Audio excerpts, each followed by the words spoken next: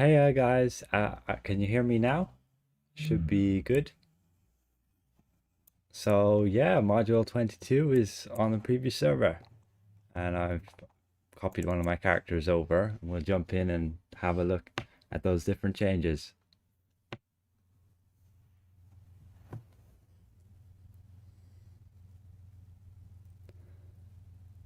So I have just made a video going over it previously. I've just posted that if you guys have seen it or not.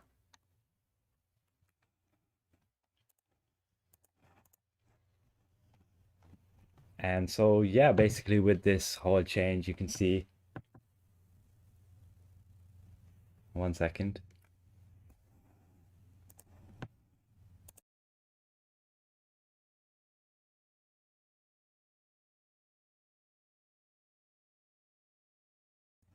So yeah, with here we have all of these different enchantments, and you can see we're just gonna have 5 of the different enchantments that have all of those ratings.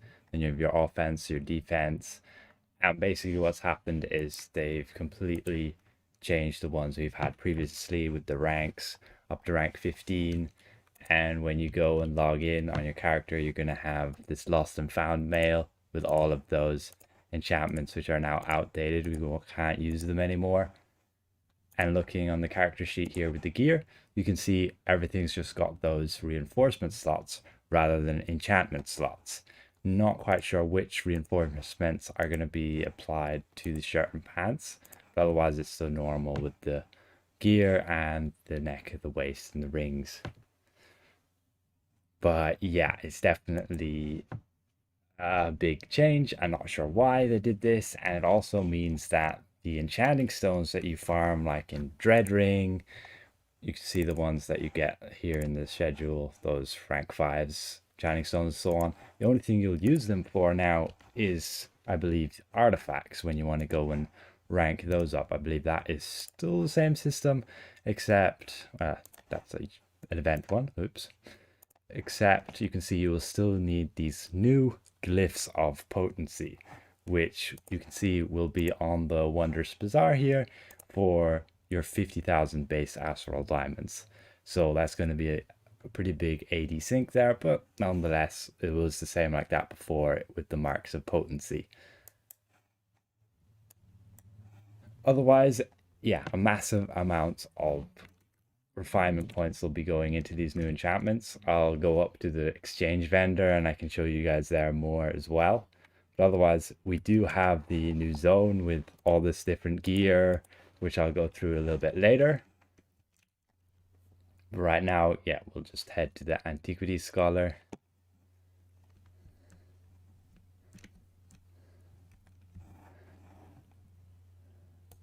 And just a heads up, guys, this is like the first time I've ever streamed.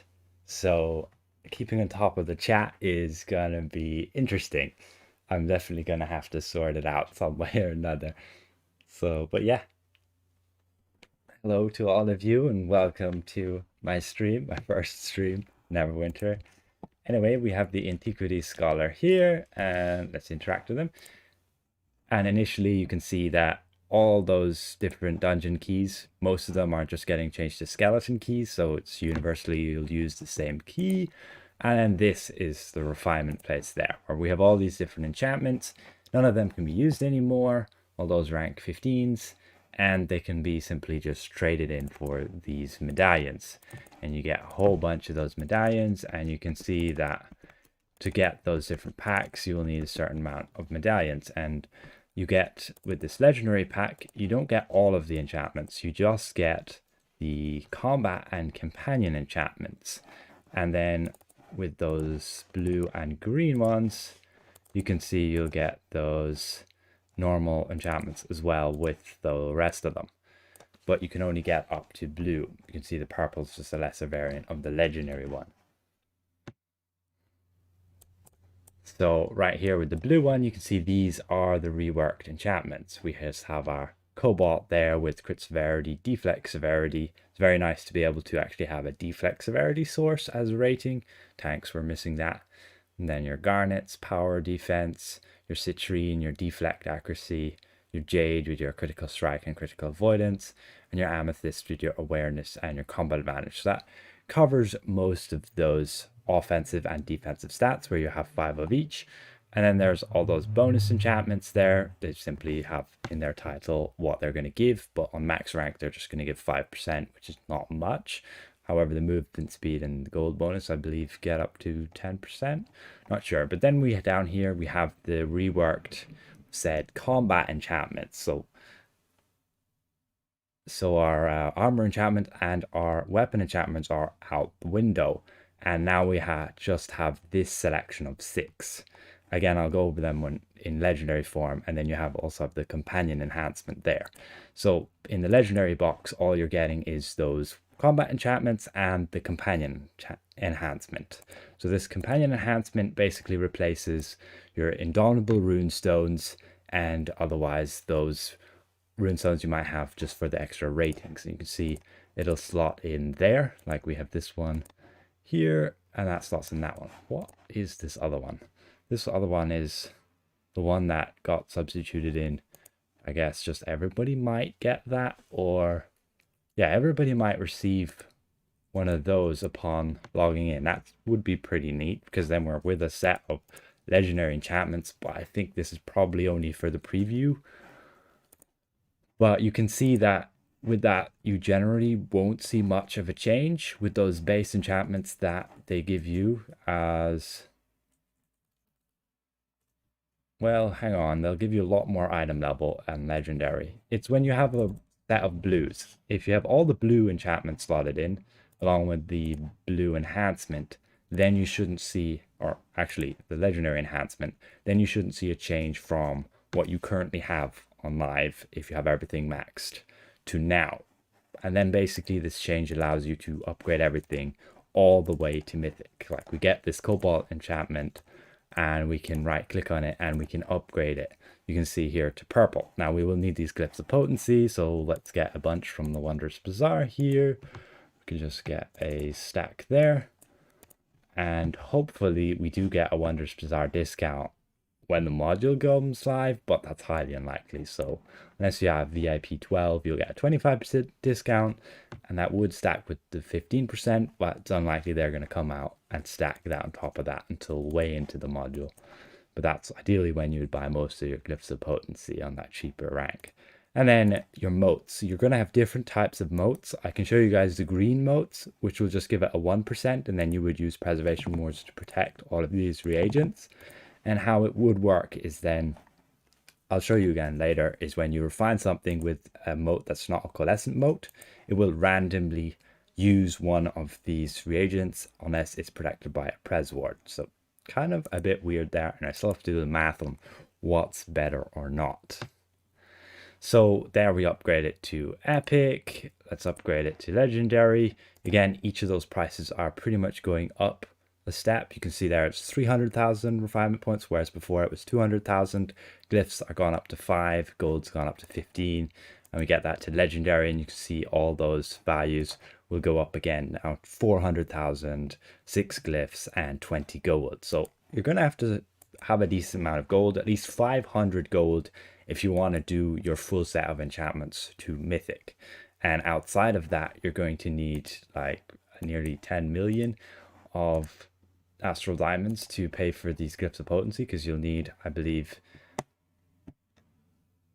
about 33 of them if you're upgrading from blues. But again, there we have a mythic enchantment, and you can see those mythics are giving that 1,500 item level and then those 2,250 stats. So it just means that enchantments can now give a lot more to a character, and the item level is just going to go through the ceiling. We're getting up to about 80,000 when you max out everything. And let's have a look at those weapon and armor enchantments, the combat enchantments that they've changed them to. And we'll see what they've actually done to those, because it's a bit brutal. They've really screwed them over.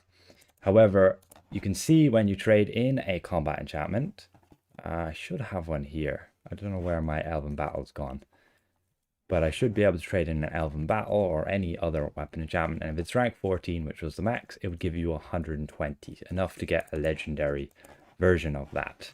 And once we have that, again, we can open it, and this time let's get like an armor or a weapon enchantment, a combat enchantment. And you have to choose between offense or defense.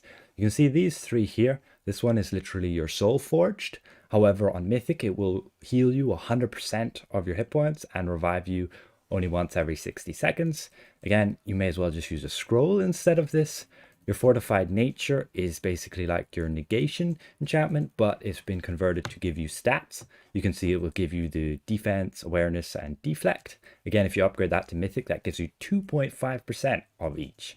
And then your Flash Freeze is basically like a pretty neat debuff. You're going to have to get hit a lot. And you can see when we upgrade that to Mythic, it will basically debuff the boss's damage. But again, it's only a chance when you get hit by 5%, and this can stack to 3 times. So it'd be a 15% reduction to the enemy's damage. And otherwise, there are those offense combat enchantments. Just 3 of them now. Now, they have set it up in a way that one of them is going to be good for AoE and the other is going to be good for single target.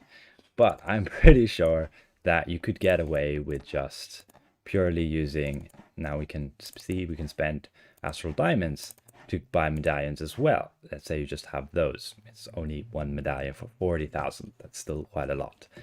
But as I was saying, let's go and get one of those combat enchantments. That I'm missing enchantments that I can trade in, so we better get a bunch. But you basically are going to have, if I have a pack here, I don't believe so. So it's probably best, I think they removed the enchantments from the trade bar store, so I wouldn't be able to purchase those to convert them. That's unfortunate. Probably best I switch to another character, and that way I can show you the other combat enchantments. So let's do that real quick.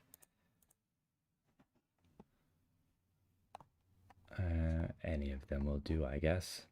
Let's just go to my rogue.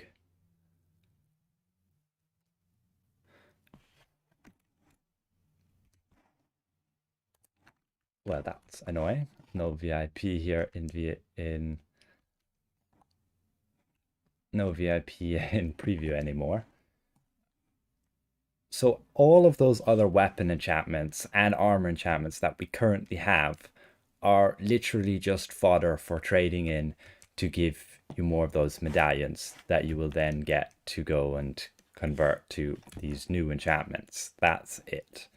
However, when you do trade in a weapon or armor enchantment, as we will see, you will still get the appearance of it. You will get the fashion of that said armor or weapon enchantment, which you can slot on your character sheet. So it will still retain some fashion value. You can see here in the appearance section, when I go to armor, you'll be able to equip those visual effects of your armor or weapon enchantment.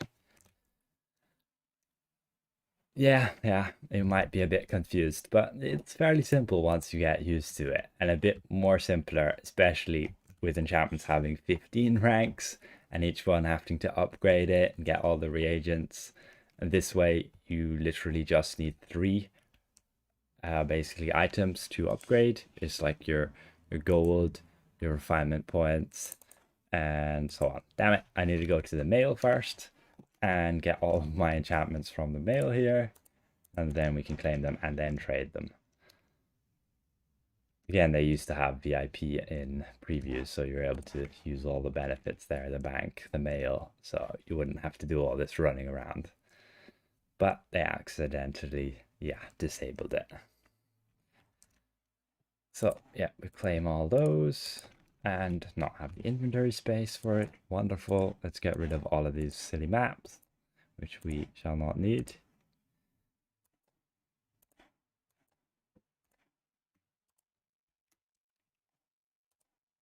So just claim a bunch of those. That should be enough. We have a lightning enchantment there, so I can show you what's happened to those said armor and weapon enchantments.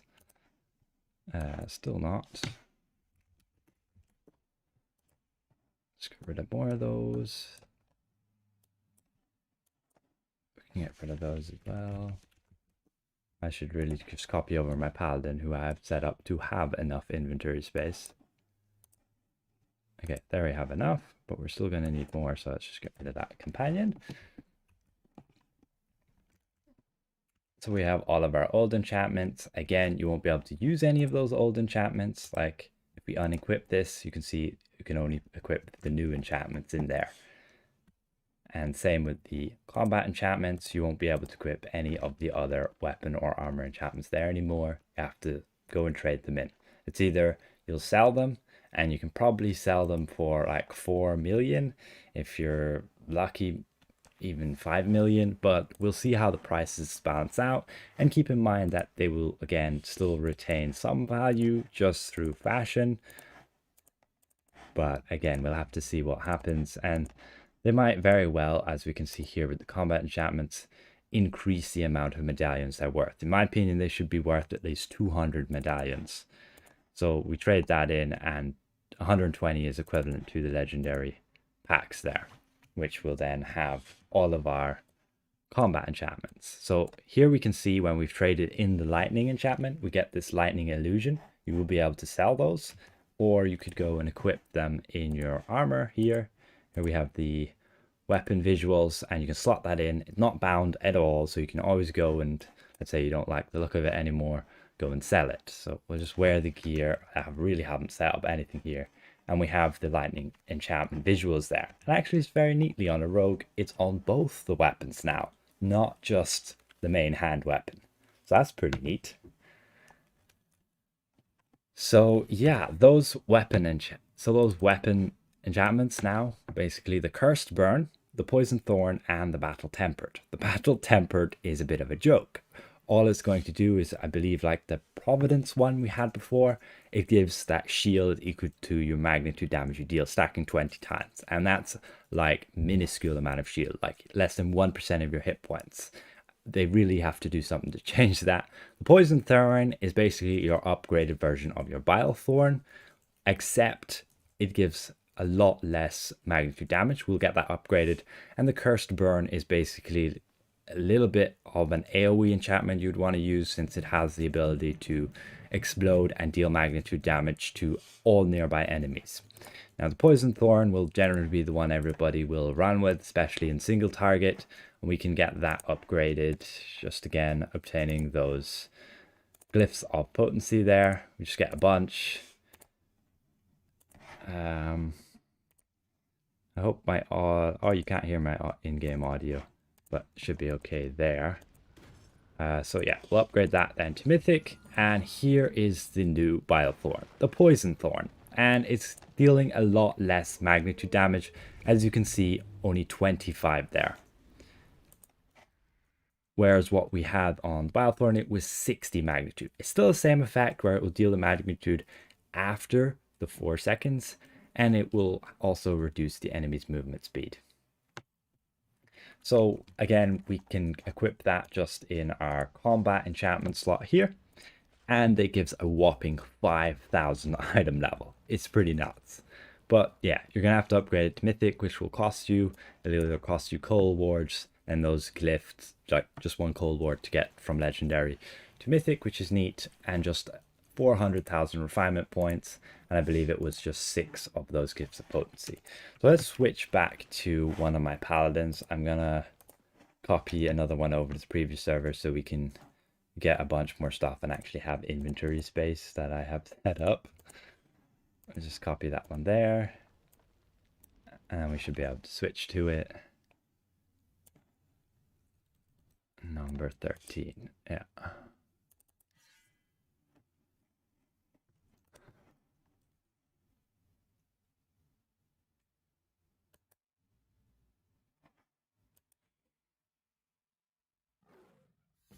So I believe all of those other special enchantments, like your Holy Vorpal, your Flower, Bark Shield, all of those, again, are just getting completely removed in terms of their effectiveness, and they'll just turn into visuals. You'll just be able to slot the visuals of them once they're traded in into these slots here. You'll then be able to sell them and do whatever you want with them. They won't get even bound once you equip them.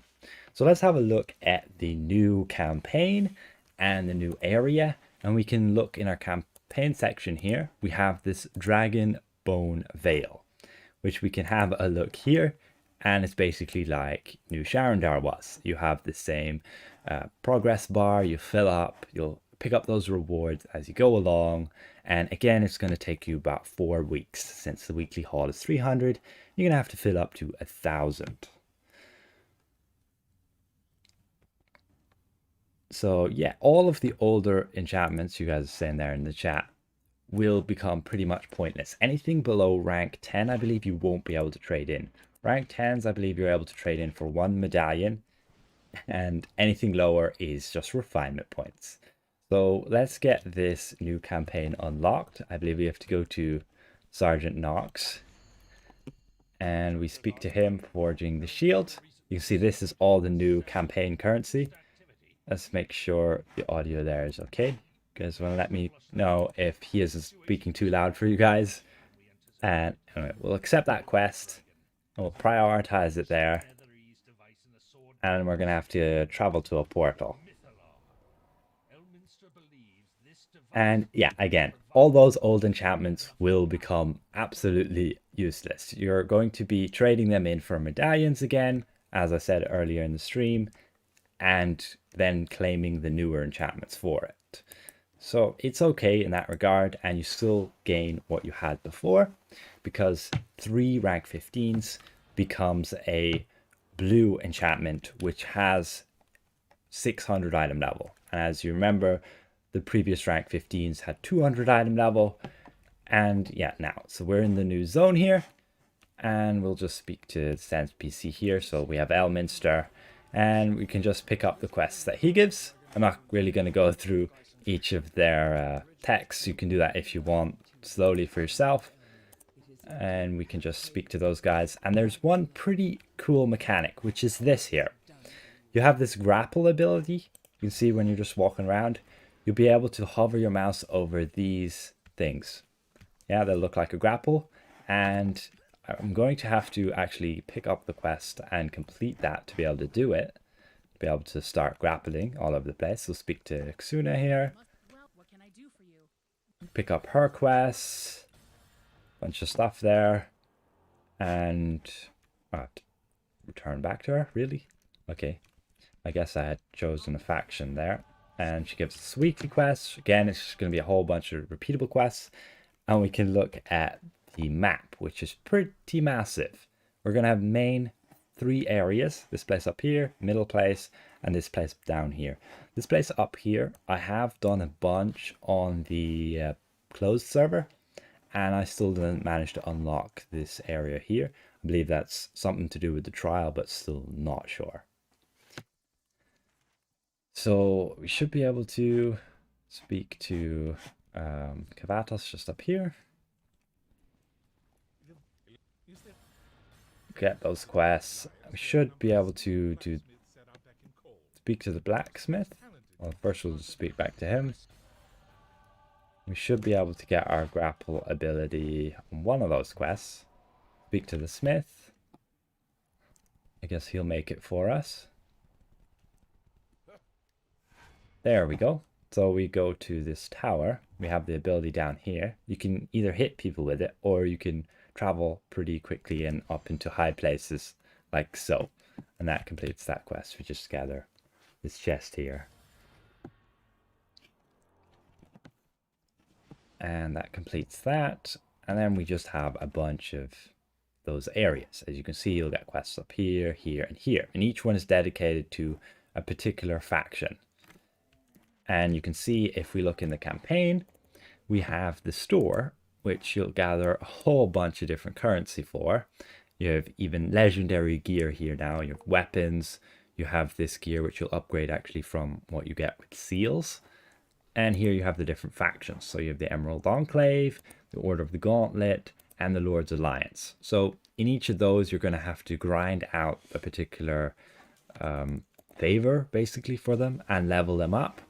And once you do so, you'll get access to those certain titles, and then ultimately you can get companion equipment from here. I still haven't managed to obtain it on the closed server yet, so I can't exactly check what's in it. But then you could complete that and obtain it once here, another time here, and another time here to give you the 3 pieces of equipment that you wanted. And otherwise, you can see you'll just get a vanity pet, and here you can just get a fashion set, if that will show. I believe I need to go to my character sheet and switch over to gear for it to actually show there. Bit silly, but anyway. And so we have Emerald Enclave fashion there. You'll also get a purple set of fashion as well that covers your gear instead. And so on for each of those. Nothing too fancy that I've seen anyway.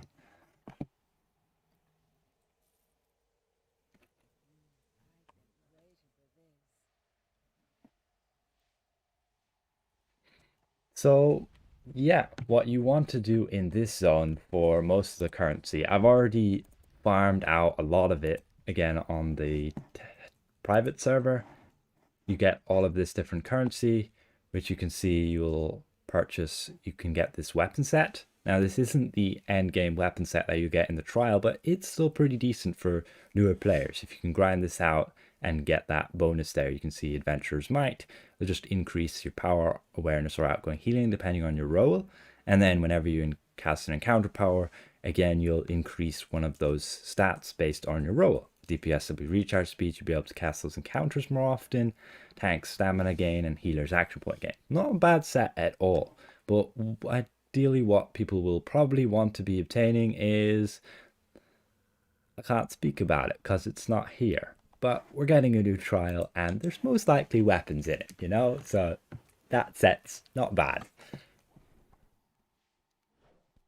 And yeah, I already checked about the trade bar store early in the stream, and they have removed the enchantments from there.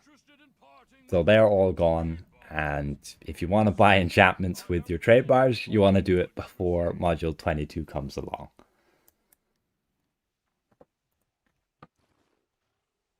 Otherwise, let's just head to one of those particular areas.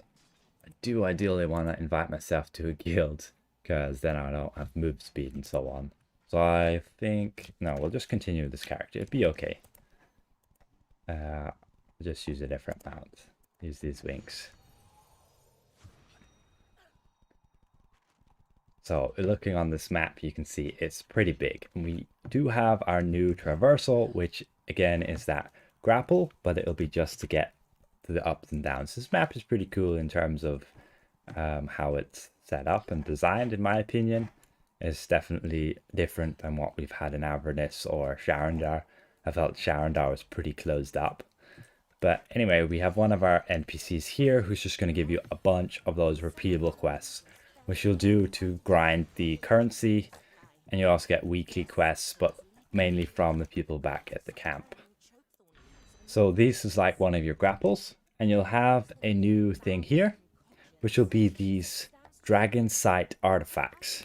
And with them, you basically interact with it, and you'll get this dragon sight, which will show you a location of where some treasure is hidden. And this treasure then is used to basically give you currency for that campaign store. Get all these guys who aggro you. Basically just have a bunch of the cult guys. So here you just have to do a bit of parkour, I believe. Yeah, jump up here. And we can access the treasure up here as long as we aren't ran into some enemies. And as for when this goes live, it's most likely in January or in February, around then, depending on how well they can get their act together and fix whatever bugs we discover again on the public server. And otherwise for consoles, I don't know. Hopefully it comes out together, but it's unlikely, as usually they have to do a lot more like thorough testing for consoles. They're a lot more picky about what content they can push out. So that can usually be delayed, but they were spot on with when they came out with the Battle Pass, the Echoes of Prophecy, with aligning it with consoles as well as PC. So we have a bunch of enemies here. I do not have a DPS loadout, so that's not ideal. But in fairness, these guys are pretty easy to kill compared especially to New Sharandar, and that's without upgrading any of your stuff. Like, I'm just there on 57 item level, which is a little bit higher because I have all legendary enchantments here, which were just given when I logged in. And this, we have another one of those dragon sight artifacts, which again we can activate, and it gives us the location there along that line. And we can just go to it. As long as we have no enemies near it, we can interact with it and dig up our treasure. Now we'll also have some boss mobs, and this big bear, Old Ogie, is one of them. You'll be able to kill him, and nicely enough, you'll be able to get new shirt and pants. We can see that here, I believe, in the clothing section. Here we have a bunch of shirt and pants, and some of those shirts are actually pretty good. You can have a look, where are they? Scan through them, I believe. Down here, we have like this shirt. It gives you combat advantage, but it will reduce your control resistance. It's very good for just increasing your damage, but you need to keep in mind it's going to reduce the duration of those stuns, those immobilizes, those dazes. So in my opinion, it's still better to take that combat advantage and reduce your control resistance. But if you're particularly going for a build to stun enemies and daze them, then that's not the best idea. Otherwise, we do have another shirt there, I believe, that instead of giving the combat advantage, gave us... Where was it gone? Maybe it's not here and they changed it. There we go. Outgoing healing. Reduces your control resistance and increases your outgoing healing.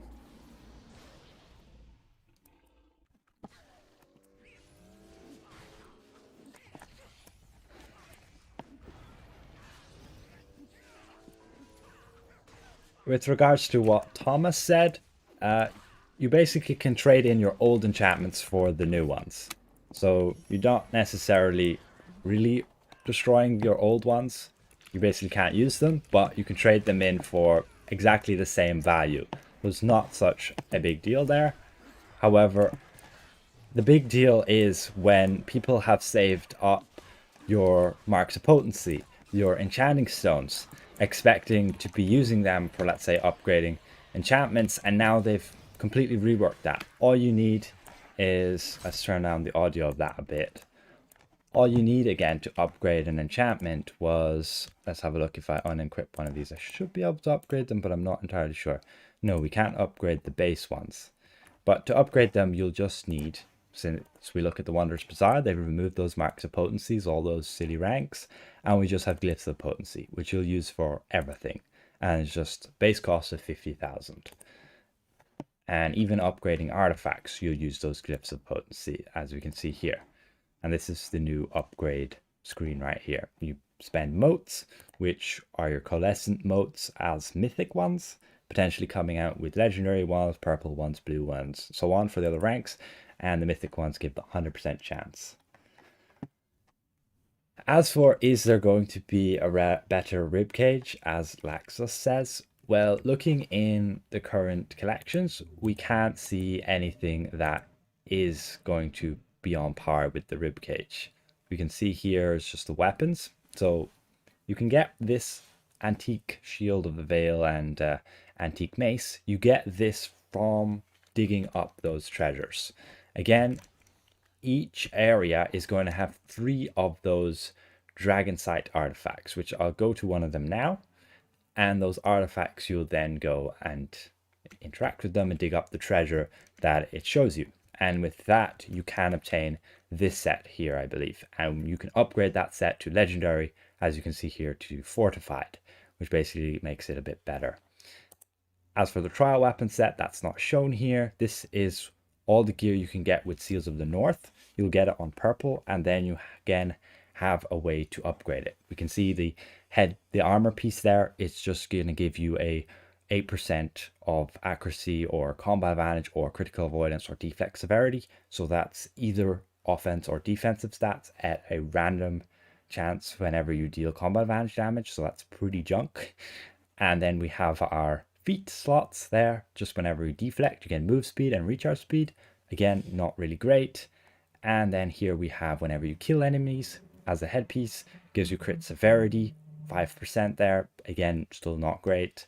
And then finally the armor there, which is only going to, when you, as I've already actually showed that one, which is the first one there, the armor was just giving that 8% of accuracy, combat advantage, or crits avoidance and deflex severity. And you don't want that again. And the boots were just that recharge speed or move speed. I believe I covered everything there. Yeah, I did. And then the legendary versions literally just have higher item level. You can see we're going up to 1,800 item level. Pretty nuts. And with the Shield of the North gear, this is with those lesser seals, Seals of the Wilds. We'll be obtaining even kind of worse gear, only as 1,600. That's a bunch of power for each player in your team. I guess it could be useful if you can't cap your ratings well enough. Then your feet, you're just gaining a critical strike for each enemy you're engaged with, up to 15. And then your arms, you're gaining deflex severity for each player in your team. Could be decent as a tank. And otherwise, there, whenever your stamina is over 75%, your accuracy is increased by, I guess that's not going to be 750%. It's probably going to be 7.5%. They're not the worst, like this arm piece, but accuracy is not really the stat you want. Accessories, we just get these rings, which are pretty useless. It just has a 3% chance to poison your target. Then when you cast a daily power on the other 3 rings, you all will also poison your target. Again, you got to test out how much this poisoning is going to be, but I believe it's not going to be much at all. Again, we can test that. I have obtained these rings, which do come from heroic encounters. So let's just get our dragon site artifact up here. This be the 3rd one then for this area. Just recently we did the other 2. And this again, you get the dragon sight, and then you got to look around and you'll see the big beacon in the sky, which you're going to have to navigate to. Unfortunately enough, we actually have a mini boss near that one as well. So let's just switch to some single target. Those mini bosses have quite a bit of HP. And we can again use our grapple. We're going to have to find the grapple 2 point, which I believe is over there actually. We have to be close enough to it and not in combat to be able to use it. Try not aggro the enemies. There we go. And you'll also have another mini boss just here. Again, I will make a map for like all of these locations. I actually already have all the maps done.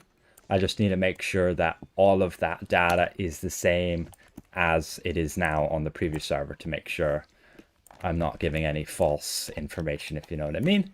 I'll get that checked out and I'll make some videos in the future on it so that you guys can be prepared. So this is just the wolf mini boss. We kill him off and he just gave us a shirt there. So that's one of the decent ones. It is indeed. It's what you'd want to use on a healer to give you the 5% more outgoing healing.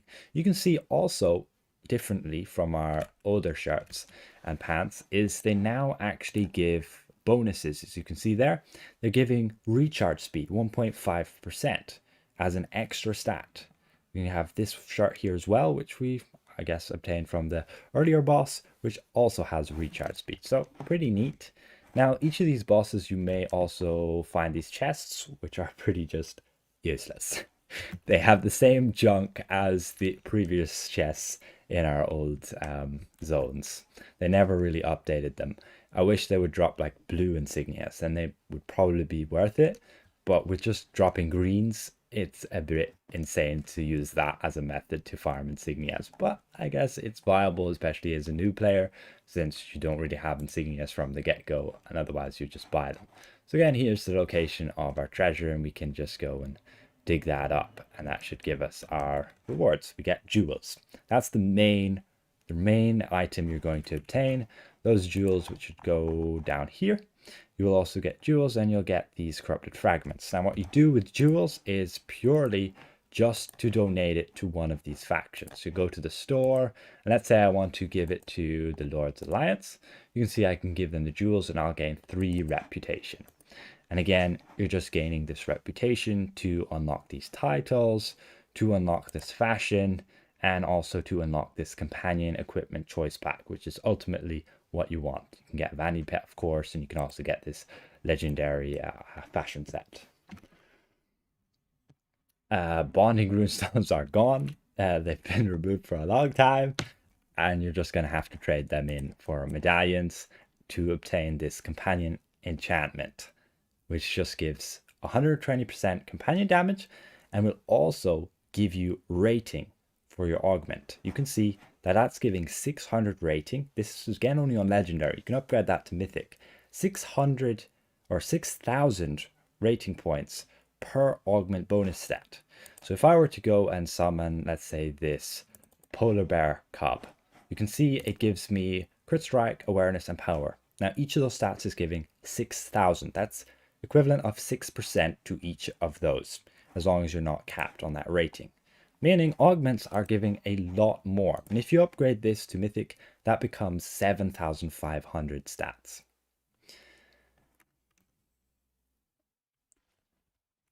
When you say, I don't know how to pronounce your name, sorry, as Sriram, I guess, keys are gone for campaigns. Well, that's been old news. Most of the campaigns have had their keys removed and actually just placed on the Wondrous Bazaar. And now they've been changed to Skeleton Key, which is just universally for most of those dungeons.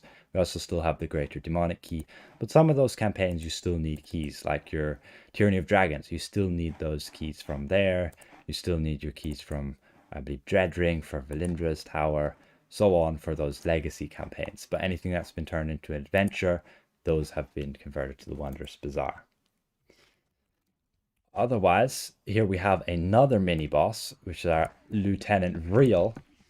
We can go, let's just kill him. Unfortunately, I'm not on my DPS character, so this takes a bit longer than it should.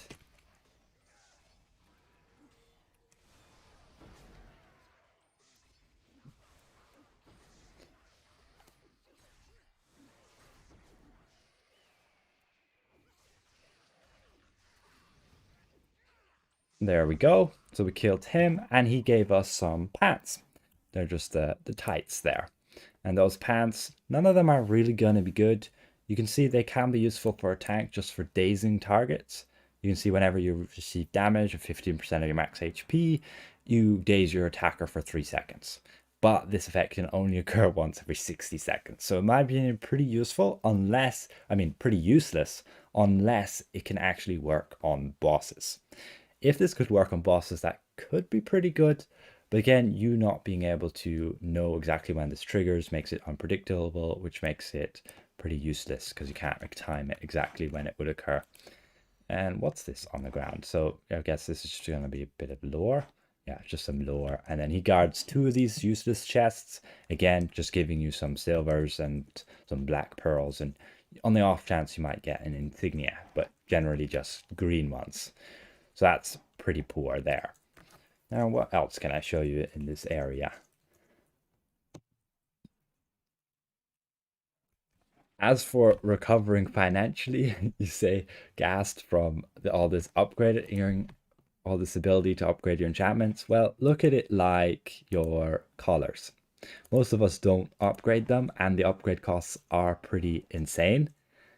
And upgrading enchantments to mythic is the possibilities there. But if you stay at what you have, we should still be able to complete all of our content. As for the new trial that's coming, we're still unsure exactly what item level that's going to require, but I don't think it's going to require you to have mythic enchantments at all to complete. Of course, it would be easier. People probably want you to, and they'll look at your item level and judge you whether you're good enough to come into the trial or not, and you get all that, of course. It just means chasing those pain giver charts definitely becomes more of a big sink in Astral Diamonds. So you can see these dragon masks, I'm going to call them, have a cooldown. They have a cooldown of about an hour, which means in this area we found 3 of them, and there is in fact only 3 of them. There's 3 in this area, 3 in this area, and 3 down here, meaning every hour you get 9 of those treasures, and that's it. It's very annoying you're stuck and time gated like that, but it is what it is. And again, getting those treasures gives you the ability to attain those jewels. It will also give you the ability, I believe, to obtain that set, the weapon set for newer players. So it'll be kind of like what you could get with the, I believe in Avernus, where you got, what was it? Can barely remember the set, but it was the, I must have just passed it there. It wasn't the Hellfire engine set, it was the Legion Guard set. This one was really easy to obtain just from those chests and running over those mains. So this one will be similar like that. You don't have to kill enemies to gain the set. And then even to upgrade it, all you need to do is farm treasures and you can get your weapon set, which has a lot of item level. As we can see, it has that 1,800 if you get that to legendary. So again, we have a bit of parkour here with the scrapples, and we get a mini boss here, which is just the Mad King. And we also get another one of these dragon sight artifacts.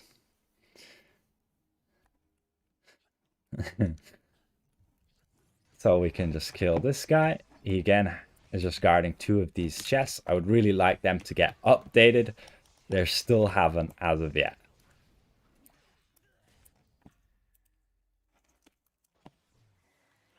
I should really be running with an active companion, especially in solo content, just because you can gain that combat advantage, and otherwise your stats pretty wasted.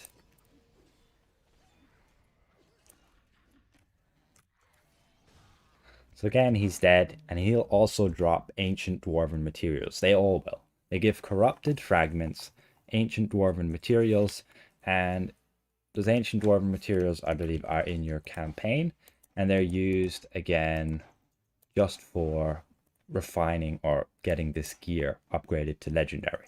Again, a bunch of this gear here is the stuff you get for seals, and then you can upgrade it here to legendary, and then the weapon set is also you get from just grinding those treasures, and then you can upgrade it to legendary as well. So again, we can just open those chests, and you're not going to get much, but we can interact with this dragon sight guy here, and he'll point us to this location. I believe one of the locations is currently bugged that you can infinitely obtain the treasure from it, which is this one, I believe, since now we have 2 of them up, and normally you cannot do that. If we jump to this place, we can interact with it. It gives us some more jewels, and we can keep interacting with it. So right now, this one is bugged that you can infinitely obtain from it, which means we could grind at this for a little bit, and I can actually show you the weapon set that you get from it. You'll get a choice pack with all of the weapons. So that's very neat there, whereas you don't have to like farm this forever to get your offhand, then your main hand, and so on. You also won't have to upgrade weapons anymore. They're going to remove basically the fact that you have to upgrade them. Used to, you know, you'd get your weapons. Let's say, let's look at, what was it? In our campaigns, we had, was it from Descent into Avernus? No, it wasn't from there. It was from Path of the Fallen. Yes, we should have our celestial weapons. These were on green, and normally you'd have to upgrade them all. So the future weapons you won't have to upgrade. Basically, the ones from this zone, you'll get them straight on purple. Here we're using still our normal enchanting stones to upgrade. Still the normal refinement points.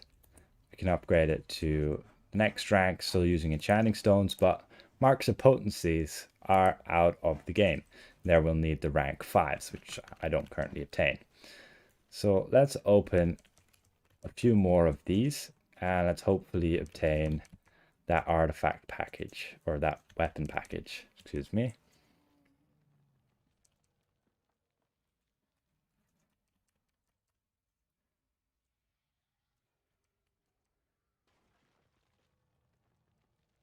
Basically, I think what the goal is they're trying to do with these enchantment changes is to simplify things down a bit.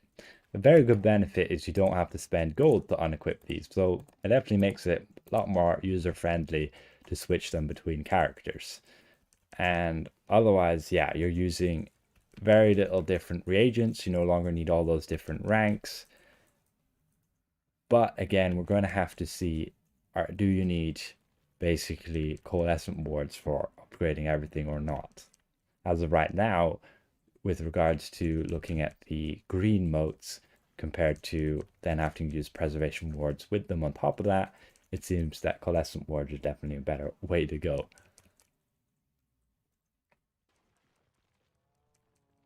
But I wouldn't call this a complete combat rework, as all it is enchantments. Enchantments being changed a little, and then the ability to upgrade them to mythic, which is basically what we had with first our, I believe, our mounts, then our companions, and we had mythic insignias, mythic collars, and next in line was, of course, enchantments. We're also going to have now mythic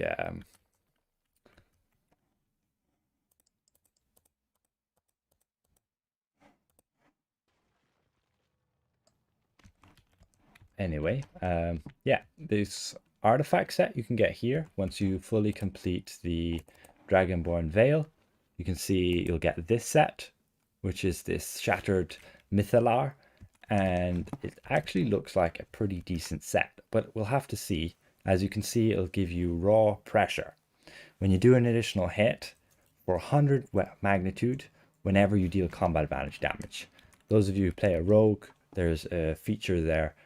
I can't remember the exact name of it, but basically it's going to be hopefully like that. Whenever you hit and you're dealing combat advantage damage, you'll gain that extra magnitude. But if it doesn't scale with stats, then it's not going to deal much damage. It's just going to be like a Lost Mouths bonus probably. But otherwise, it could be another part that you could go and grind or hunt for those touch of wind from your band of air, those of you who managed to obtain that from a hardcore boss.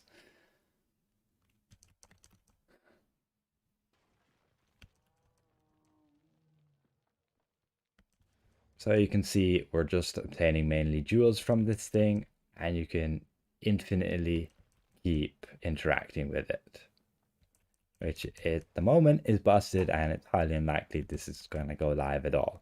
Normally you have to interact with those dragon sight artifacts. I just want to obtain that weapon set, that weapon choice pack, to show you guys.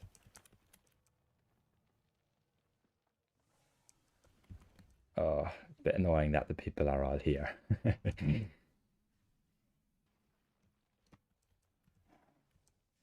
I guess I can look over at the wall and keep interacting with it. Overloads, interestingly enough, you can slot them in. They are bound there. They still have a timer. However, I believe there was an ability. It doesn't seem to be here right now. But at some point, there was a way where you could actually like restore them. But otherwise, yeah, right now they just seem to be still having the timer, and they'll still break after the timer. Those ones being on 10 hours there. And you still have the rest of them there as well. And they'll just all normally slot in. You'll be able to even use those ones from the guild.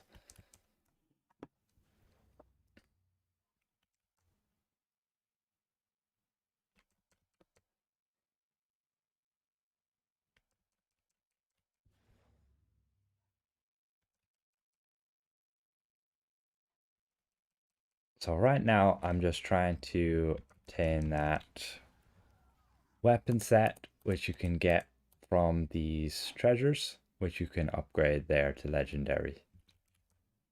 And just keep interacting with this thing and you can get it eventually. I guess the drop rate is not great.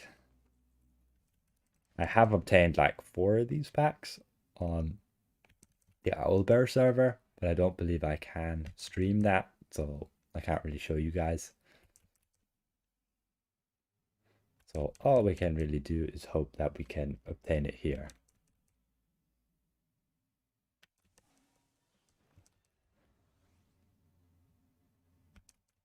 But yeah, my opinion on these enchantment changes, they're not bad.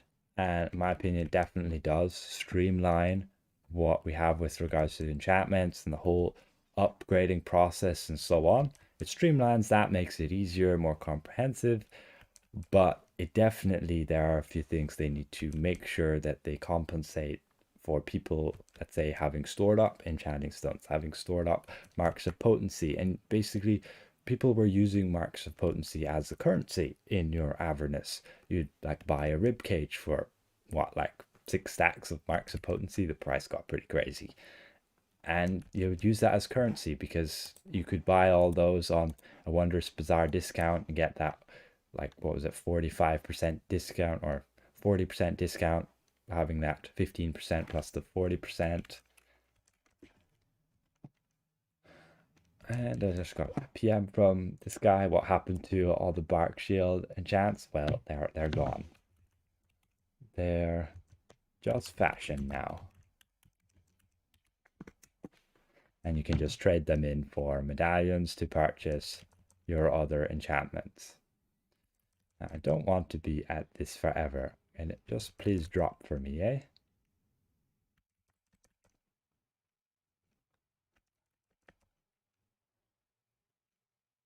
So yeah, you may have noticed that the price of weapon and armor enchantment has fell through the floor recently.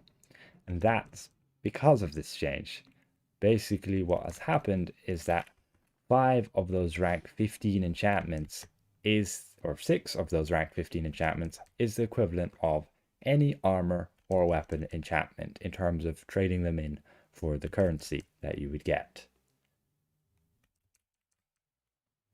I know, right? Imagine getting this normally. It takes me this long to try and get it. Yeah.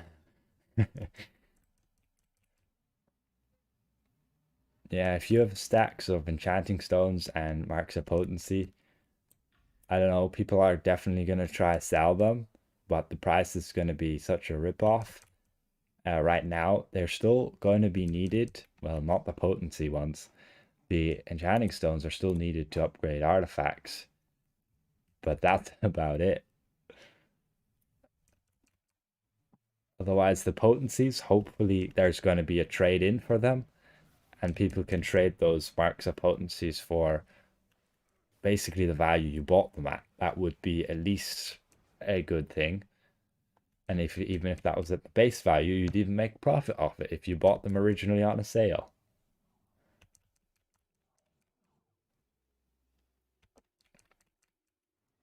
But yeah, realistically, there wasn't much need to overhaul the whole refinement system. I guess they just want to make it easier for new players, and that's about it. Preservation wards are still there. You can see when you want to upgrade anything, it's still going to cost you the wards. Like, you can put preservation wards in here, but the only thing preservation wards are going to do is just protect this reagent, and you're going to need preservation wards for all of those reagents. So what happens is when I use a moat that, let's say, has a 1% chance or a 3% chance to upgrade said item, then it will randomly pick one of those reagents that you use to upgrade and will attempt to discard it. And if you don't have a pres ward, then it'll be gone. So let's say if you had like 27 million refinement points, you wouldn't bother protecting it with wards because you have so much that it's not going to be worth to protect it. But that means overall you would need less preservation wards than you normally would. But that will all depend on what moats you're basically gonna need to use. Like right here, it does say it has a 5% chance without any moats, which is good. But with enchantments, you have basically a 0% chance. I want to go back to Protector's Enclave and show you guys, but this damn weapon set won't drop from this thing. I'll probably give up in a minute or two. Let's just open a few more of these. Basically, this is a bugged treasure thing where you can infinitely obtain them. Right now, there's no trade-in for those marks of potencies. So I don't know exactly what they're going to do with those, but they had better do something.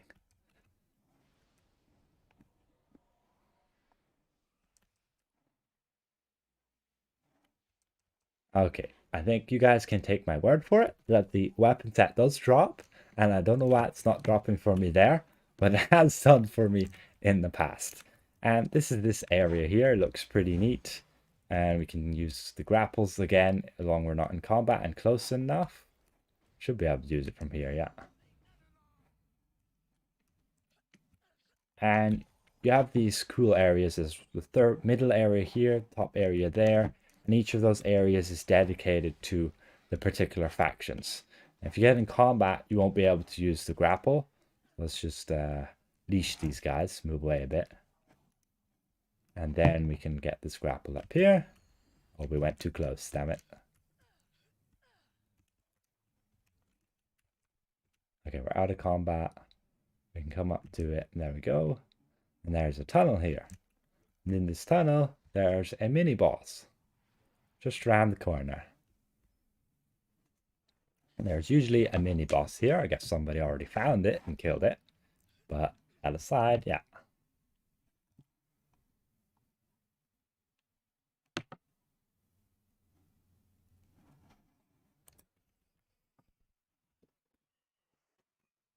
Right now, what you asked there, Oscar Lindell, just back there in the chat, you asked, should you sell your Fireburst for 6.4 million? And technically, yeah, you should. If you have a maximum amount of enchantments in your normal gear, like you have all rank 15s, you can trade them all in and have enough of the currency to then buy those packs, which you will then use to fill all of these slots. So as long as you have, let me just get my text documents here. I can give you some exact values. So I've done some math on it. And the enchantment system.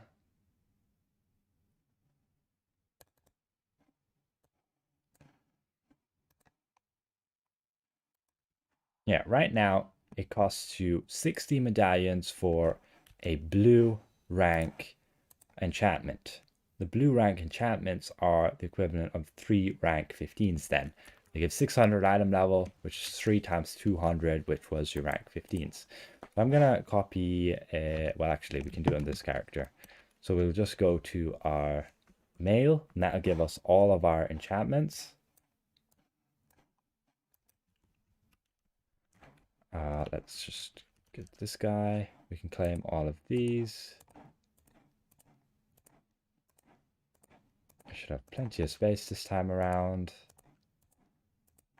And that's basically all of the enchantments I had on this character before this change came about. It removed all of the enchantments from my gear.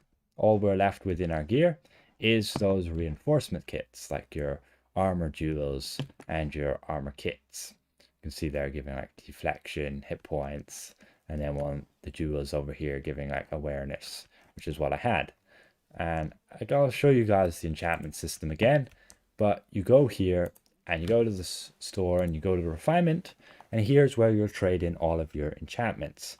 Now, the exact trade in, what you'll need for your 11 mythic enchantments is a total of 33 rank 15 enchantments. You'll need 30 if you just want, I believe, your full set. If you want though 2 of those combat enchantments, so if you want one defensive one and one offensive one, then you'll need 33 of these rank 15 enchantments. And previously we had a lot of those slots, and I can show you guys again. So we'll just get this combat enchantment choice pack, and we can get this enchantment rank 2 choice pack.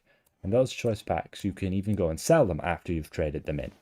So the price will fluctuate. I guess at the beginning, people are going to have a lot of enchantments, but we can look here in the notes, and here's the refining update, and we can look at like here's the Enchantment Exchange, where you exchange those enchantments for those enchantment medallions like we just did there.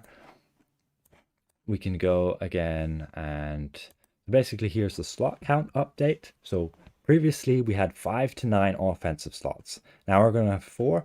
Previously we had 4 to 8 defensive slots. Now we're just going to have 4.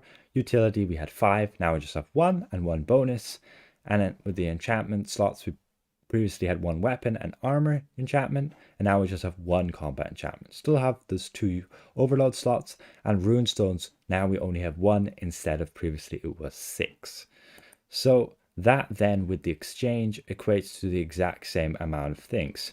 Now, where was it before? Here, we can see that the old enchantments with rank 15 were giving 200 item level. And now the rank 2s give 600 item level, meaning 3 rank 15s is the equivalent of 1 rank 2. And that's the exact same with the trade-in. So with trading in all of your rank 15 enchantments that you, let's say, grinded out and had equipped fully in your character, you should be fully capable to obtain a legendary combat enchantment and your legendary combat enchantment and your legendary companion enchantment, and then also get your 10 blue rank 2 enchantments. You'll need 10 because that's 8 in total here with offense and defensive, utility, and a bonus one. These combat ones and these runestones you can then basically obtain from those legendary packs. As you see here, this is the companion enhancement. We slot that in here instead of this older one. This one, I guess, was when we first start the character. These are the base ones they give you. This is bound to the character. Potentially we'll all gain these for free, but it's unlikely. And these then you'll go and upgrade, and you'll need those certain reagents. Again, go to the Wondrous Bazaar, you'll pick up a bunch of those glyphs of potencies, and then you'll be able to use those to upgrade. You can see it'll cost you 6 of those glyphs of potency and a bunch of refinement points and some gold as well. And with the Coalescent Ward, you can see you get 100% chance. But let's now go to the Sage's shop. Yeah, I can check Sabella real quick over here.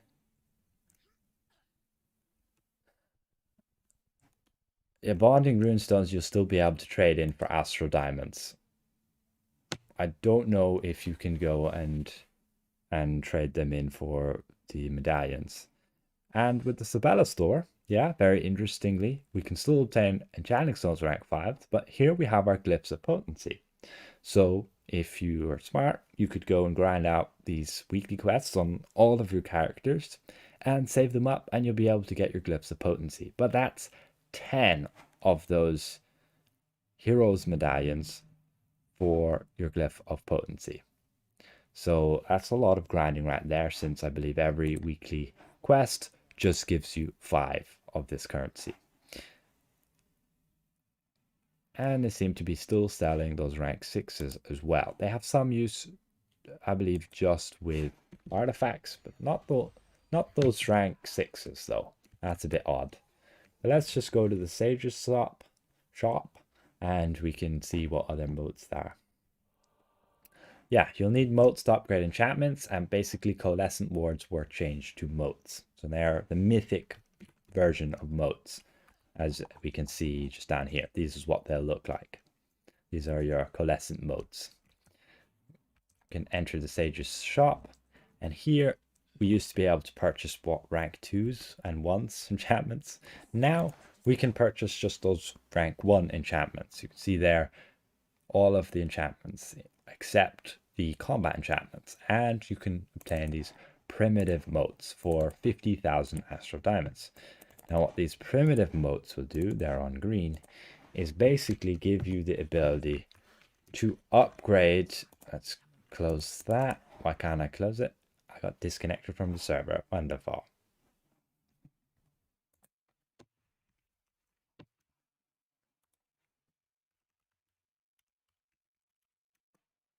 Let me just log in real quick. There we go.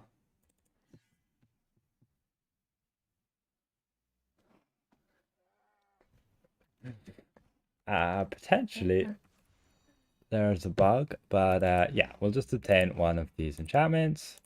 We have it on blue. Again, giving 600 item level there.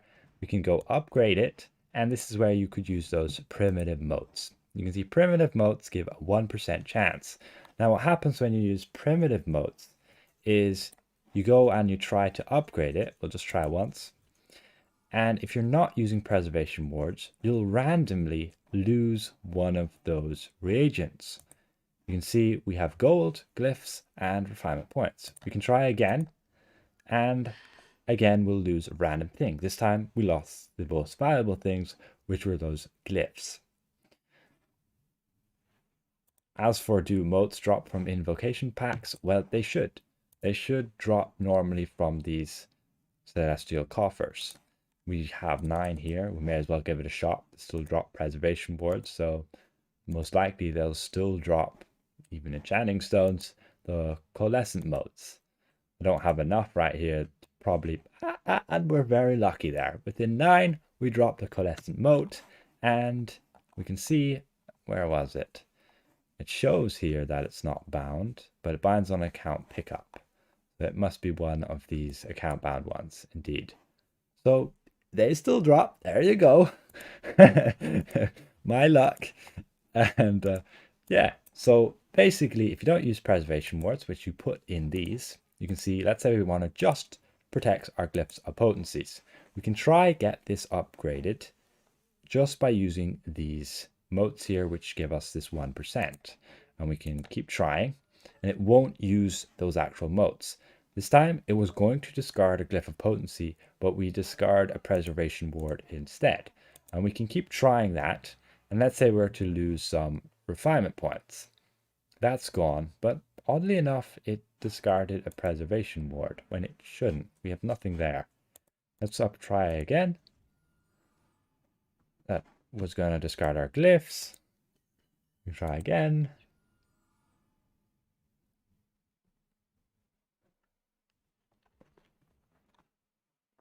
And again, that was the motes. Another time, that was again the refinement points, but it still seems to be losing us a preservation ward. Oh, we still have 10 preservation wards. It still shows we have 10 there. Like, it doesn't show we're losing any, which is very odd. Why does that show? That's weird. That's a weird number there. I believe my preservation wards are in my bank. So this thing definitely seems to be a bit bugged still. But basically, if it works how it's intended, you can, if you have a bunch of refinement points, you can just not protect them. And then you have like every 3 chance to basically not discard. Let's just click try until success if that works. We discarded 800,000 refinement points, 7 Coalescent Wards, 30 gold. And it's still not upgraded. Oh dear. Wow. Okay. But it is 1% chance, so it's very unlikely that this is gonna succeed. But it does have a guaranteed succeed rate, which is there at 150 still. So right now with the system, I'm not sure whether it's going to be worth still using preservation boards. It can depend on you, depending how much you value refinement points, depending on how much you value gold, because then you could just throw preservation wards on the motes or on those glyphs of potencies, and that would be it.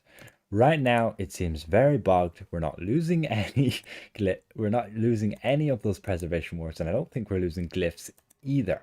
So that is weird. And anyway, right now we have no more gold, so we were definitely losing that. We can go to my bank and get a few thousand gold. Rip Neverwinter content. We'll see, we'll see. I don't see these changes as such a bad thing. Like, it's just another thing that we can upgrade, not necessarily going to have to upgrade. Like all the previous content, maybe except the trial, you'll still be able to do without upgrading anything.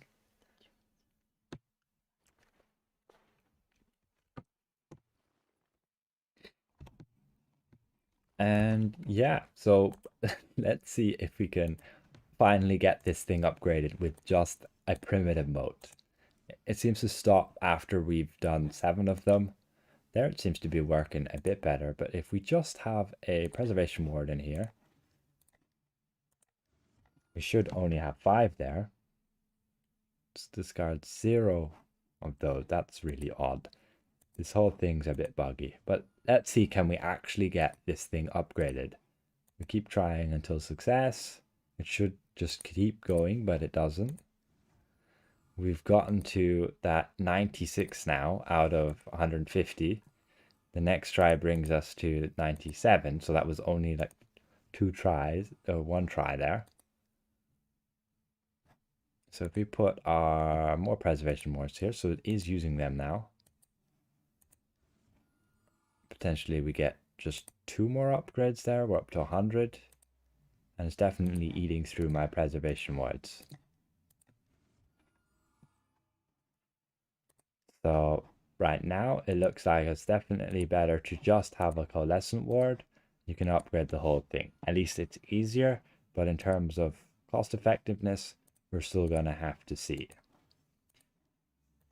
Yeah, I don't have enough preservation wards to keep doing this, and we didn't get it lucky. So we can just throw a Coalescent Moat in there, and we get this thing upgraded. The cost goes up a little bit, like just one more glyph, another 100,000 fine points, and another 5 gold.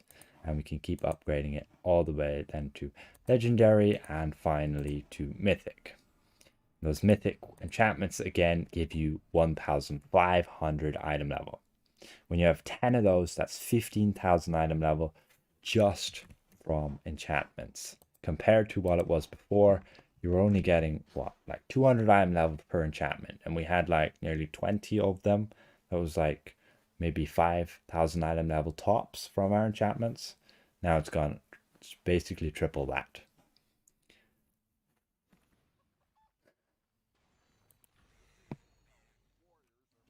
So right now in the Antiquity Scholar, everything that we can trade in is this stuff here, your dungeon keys to skeleton keys, all of those different refinements from, I believe, just rank 10s and up, you trade in for these things. You can also just purchase the medallions for 40,000 astral diamonds. Campaigns, we still have the same thing here with the old currency.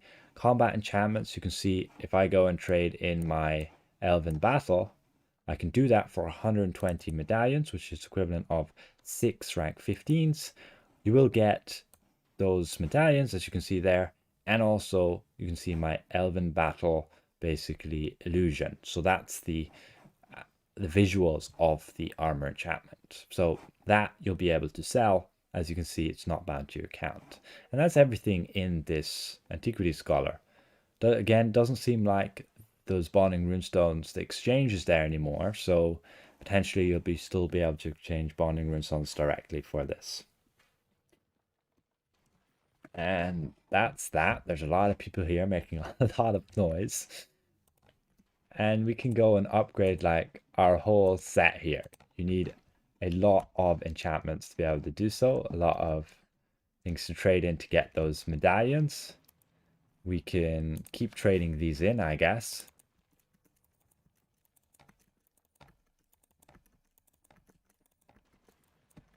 Since we have quite a lot there just from basically having everything on my character. Now, the lesser rank of enchantment, they will give you a lower amount of medallions. So you can see rank 14s will only give you 12 medallions. And if you have lower than that again, and we can see here, rank 13s, I have a document on the side, will just give 8 medallions. And rank 12s, 4, and rank 11s, 1s. Actually, there's probably no reason I can't show you that.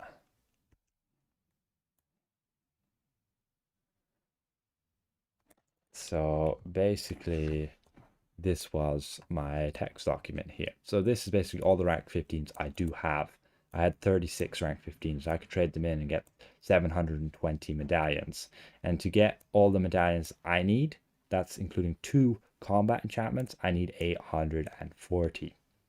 And I could trade in then all of my rank enchantments from rank 15s to 13s. I don't believe I have any 12s and things. And that would basically give me a total of, including my armor enchant and weapon enchantments, a total of 2,000. So I had a lot of things I could trade in for medallions when I only need 840. So the reason being, I would sell then a lot of the things that I had. And then this is the enchantments or runestones, depending on their rank and how many medallions they will give you. down to rank 10s giving 1. So anything below that is literal trash. It's just refinement points. And this would be then my total cost that I would need. Now they have, well, it used to be trade bars. It's not anymore. You will need a total of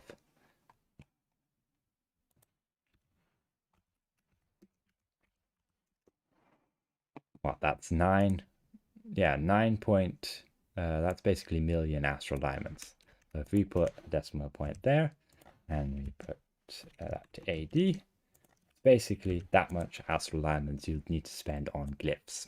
That would be if you had 0 discount. And then you'll need 11.1 million refinement points, that many coal wards, that's a lot. And that was it there for my math and what you basically needed. So if you had a character which had all those rank 15s, you would get enough medallions to outfit your character basically with all of these blue choice packs. You can see we can obtain a bunch there. We probably still need another companion enchantment. If we have 9 there, we need a total of 10, but we already have one here. So we can go and just, let's say, get a bunch of cobalts for my defensive ones.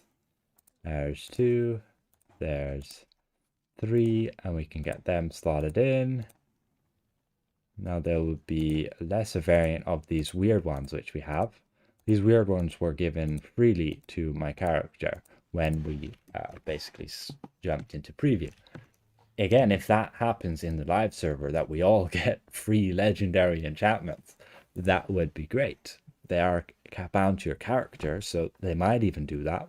And if they did, everybody would be happy out, but you can't upgrade them.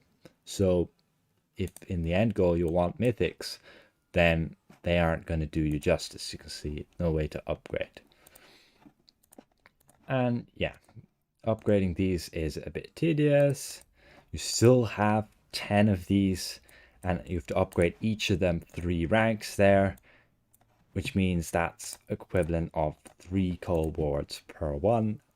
And that equates to 30 Coalescent Wards just for those 10 enchantments.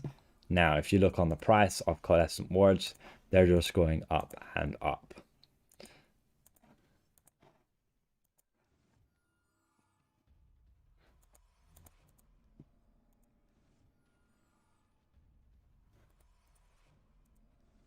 Yeah, they just changed the enchantment system, basically.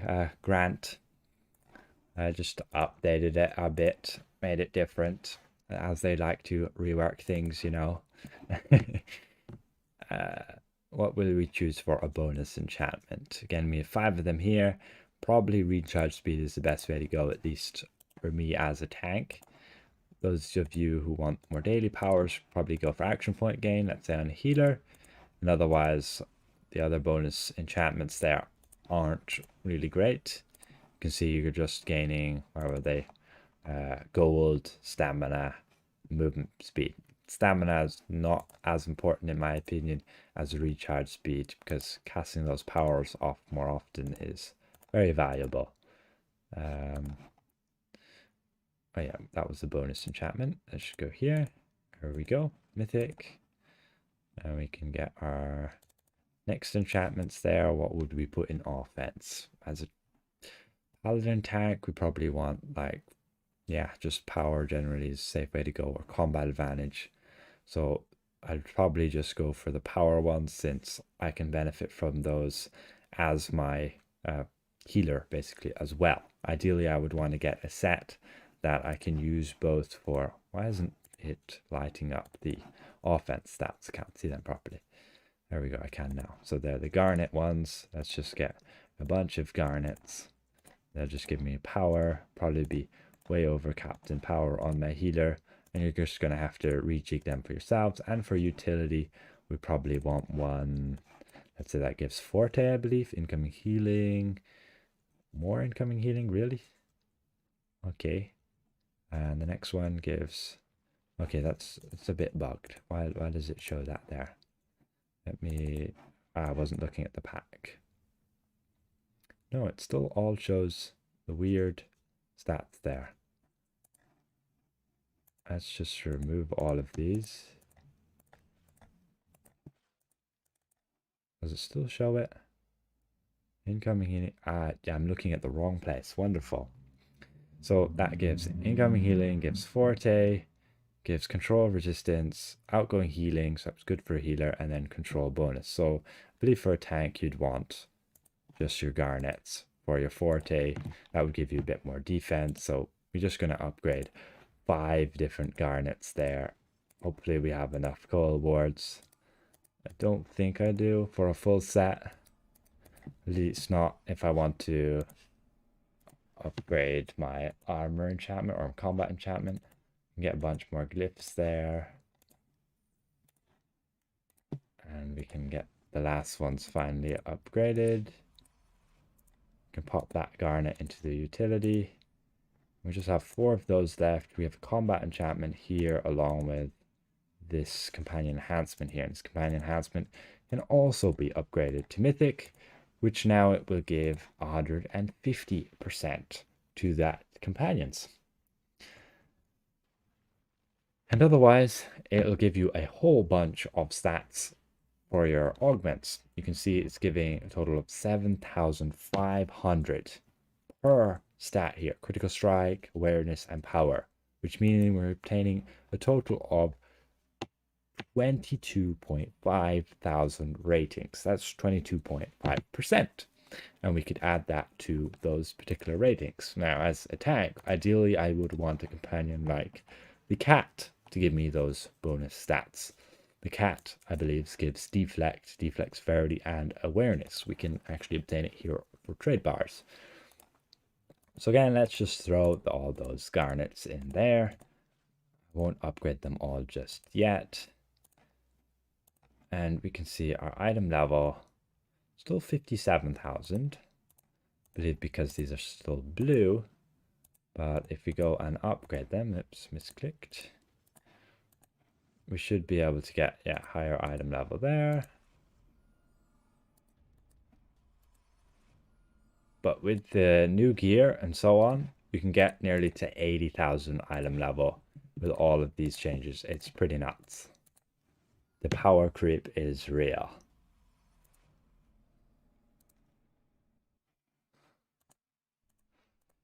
I believe sometimes Gas North, if you mention words that are a bit strong, it basically doesn't show your message until I approve it. So try just keep the language to a minimum, and that way I don't have to go and monitor the chat there and approve your comments if you say some curse words.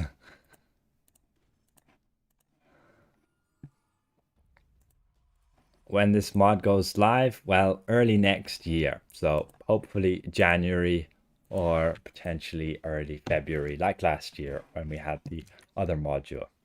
So that's all we can upgrade with the Coalescent Wards that we have. I can, of course, copy a bunch from another character that I can copy over here.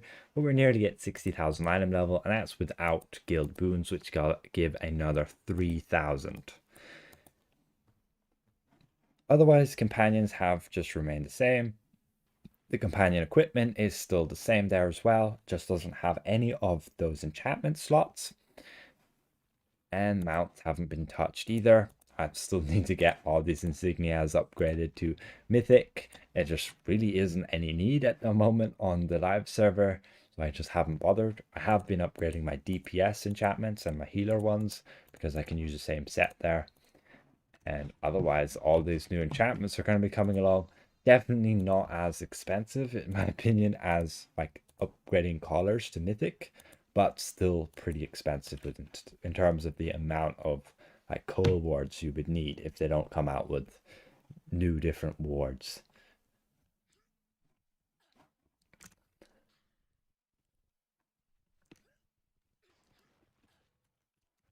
As for updates to any class powers and stuff, I haven't noticed any, and the people I have been playing with, they haven't noticed any changes either.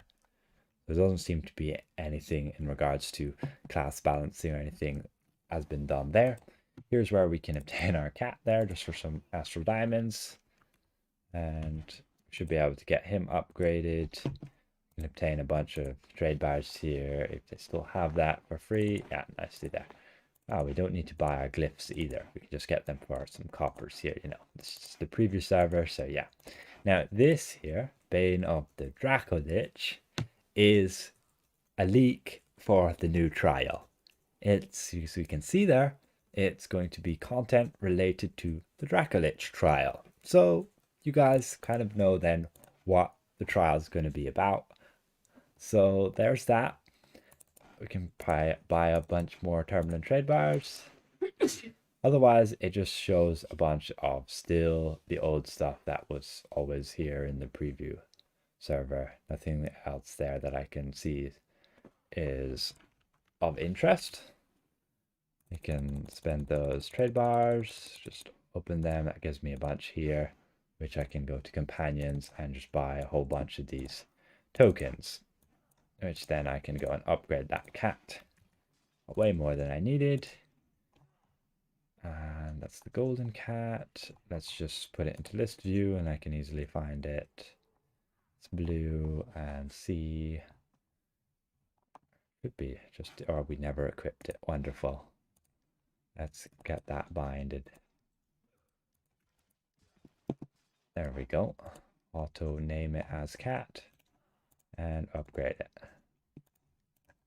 And this, in my opinion, is the best companion summoned for a tank right now. And we'll see why. You can see it gives the deflect, awareness, and deflect severity. And with this mythic companion enhancement, it's giving 7,500 to each of those ratings. If you're to go and slot in, let's say, a golden companion, you have those like a golden boulette. You can see the amount of outgoing healing rating I have is insane. 71,988. If I switch that to, let's say, a different companion, like my lion, you can see now my outgoing healing is only 42,000. So you can see you obtain an absolute ton just from those golden companions now as augments. You nearly obtain more than you need. So right now, if you're running a healer build and you have, let's say, your Raincatcher's hood to give you outgoing healing, just that rating, or you have the outgoing healing ring, then you're going to run into issues with too much outgoing healing and you're going to need a different companion than summoning your golden boulette. But I guess it does open up a bit more of varying, like you could just use the golden lion then instead, or some other debuff or buff companions.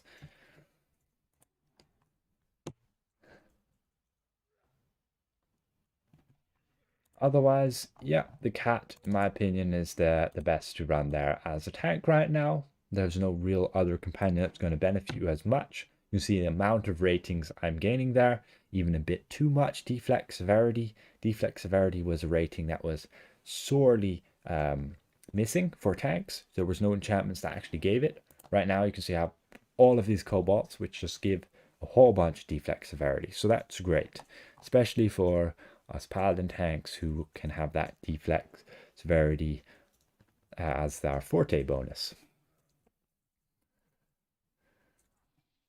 Otherwise, you could use the golden goat, which gives forte, and you could have that as summoned and you'd gain a whole chunk of forte. In my opinion, it's not going to be the best. I don't actually have it here right now. No, I don't have it here. I do have packs and things which I can obtain the goat. But with the goat giving forte, you could like cap your forte rating. That'd be pretty amusing and you'd gain all those stats there as well. But again, forte splits it up into offense and defense, which you don't generally need as much. Otherwise, yeah, I've already gone over the new stuff that you could get with your new zone, your dragon bone veil.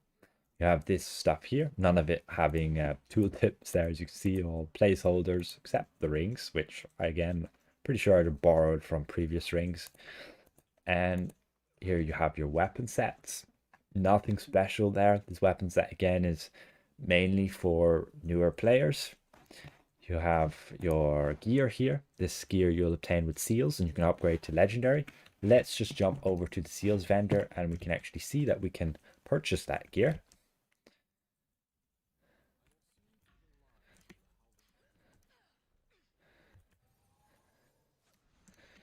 let's jump over here. We have this guy, and he has our equipment. Here's all the equipment you can buy with the seals, and it has 1,700 item level now. So that's higher item level than any gear we have in the game right now. Pretty nuts. You can see you can straight up purchase that weapon set there, the Grand Alliance Mace and the Grand Alliance Bulwark. Now, that weapon set, I believe, is not upgradable, as it is this weapon set down here, the Grand one here. And you'll just obtain that, and that would be like a very base weapon set. It's pretty neat. You can obtain a somewhat competitive set, at least on item level, for new players just with seals. You'll grind those random queues, you get some pretty decent gear, and you'll be able to get that item level nice and quickly up there. And then the next set I believe you'll chase for is this antique set that you'll get again from those dragon treasures that you get around. But you saw the drop rates there back when I was grinding that thing and farming it, and we didn't even get it to drop. But you can upgrade it to legendary then and get the 1,800. Did the insignia powder required to upgrade to mythic changed? Is it less than 3,700? You mean 3,700 for collars? Because for insignias, it is still 2,500. So still the same price there for those. And collars, I believe it's still the same. You can see here 700 insignia powder for legendary. I don't have enough in power charge to upgrade that there. And otherwise, yeah, I don't believe they've changed it, but I can check.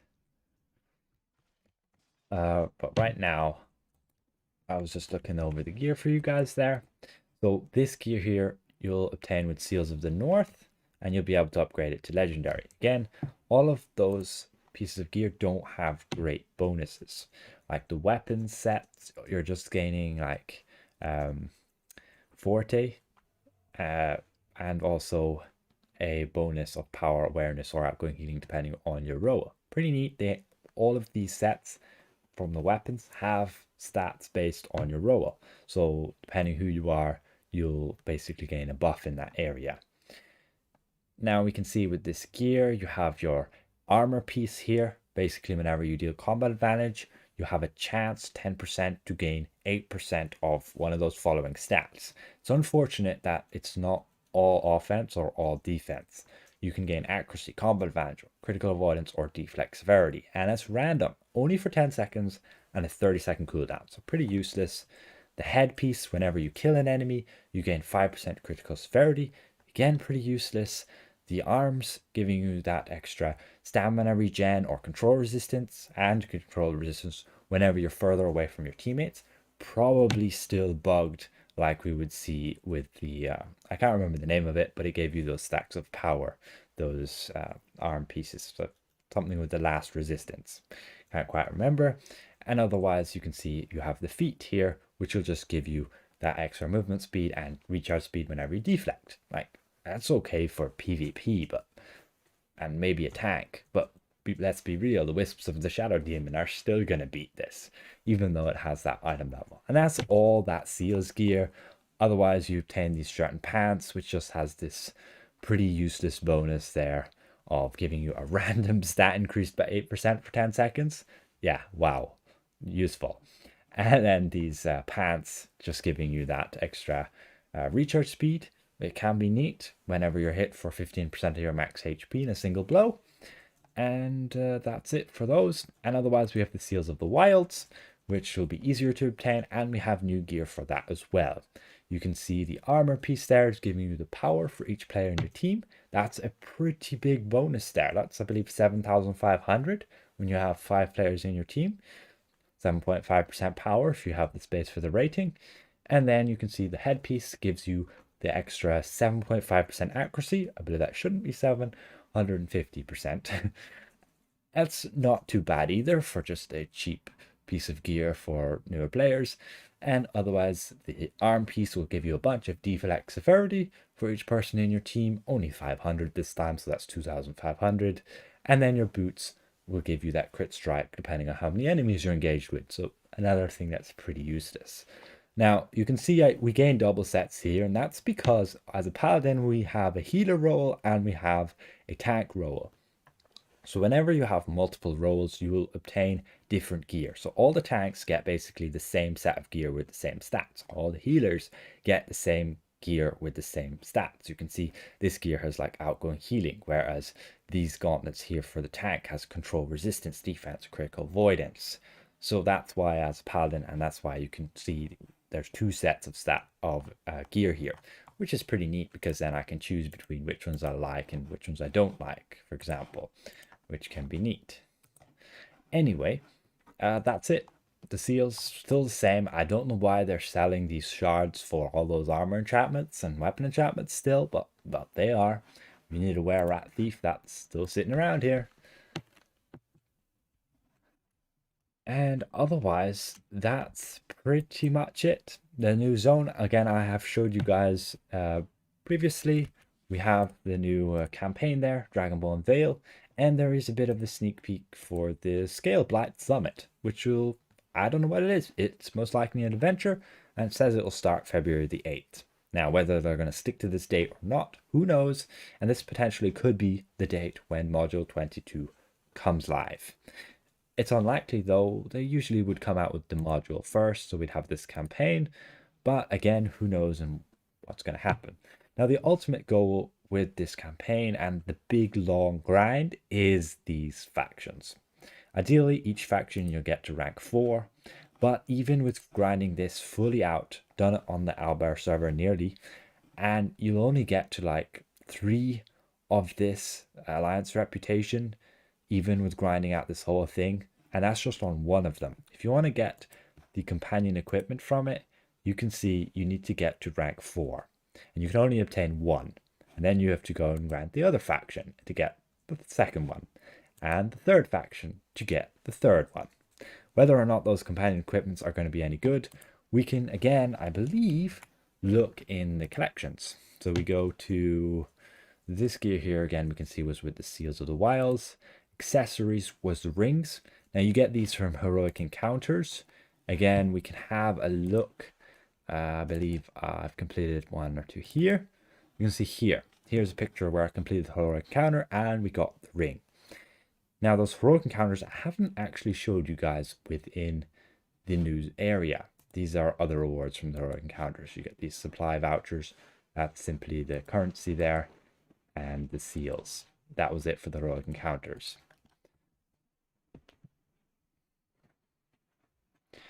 Otherwise, that's where you would get those rings, and they're pretty useless. You can see only giving you a 3% chance to poison your target. That's all 3 of them there. However, the rings are giving an extra boost there. You can see just recharge speed. Pretty neat. Otherwise, just there when you use a daily power, you'll also poison your target. Now, it will depend how much damage this poison is dealing. I'm going to have to check that, but it's unlikely they'll be useful at all for anybody who has, let's say, the Band of Air in terms of dealing that much damage. The clothing then is all those shirt and pants, and the only real good ones is these ones here. 5% outgoing healing shirt, that's very neat. You do lose a bunch of control resistance, and then you also have 5% combat advantage shirts, would give you a reduction though in 25% control resistance. So a bit like the rusted iron leggings in terms of losing something of 25% but gaining something of 5%. Still pretty worth it in my opinion. Otherwise, the rest of them there, not great. Now these shirt and pants come from those mini bosses. Again, I have made a map which I will share with you guys in another video. I've made a map on all of the treasure locations along with all of those mini bosses, and those mini bosses will give you those shirt pants, and you'll ideally be wanting to grind for those 5% combat advantage ones and those 5% outgoing healing ones.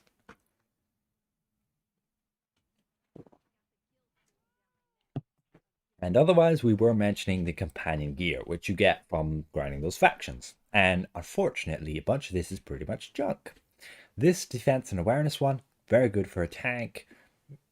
1400 item level, the highest you can get there. Next up, you have crit severity and incoming healing. That's like questionable. Why would you have those 2 stats together? Next one, defense and combat advantage. Okay, if you need extra defense, then why not? But again, you just want to prioritize either on defense or on offense. Next up, we have crit severity and accuracy. So there, at least you have one item that's good for DPS, the high item level. And then you have next one's outgoing healing and critical avoidance. Again, questionable. Why would you want to use this? Maybe as a healer, since getting your stats capped is fairly easy, so you could sacrifice that and gain some defense stats like critical avoidance. And then incoming healing, critical avoidance. It's all right for a tank, I guess. And then your critical bonus or your crit strike, your control bonus, and your crit strike. Again, not any reason why you'd get this.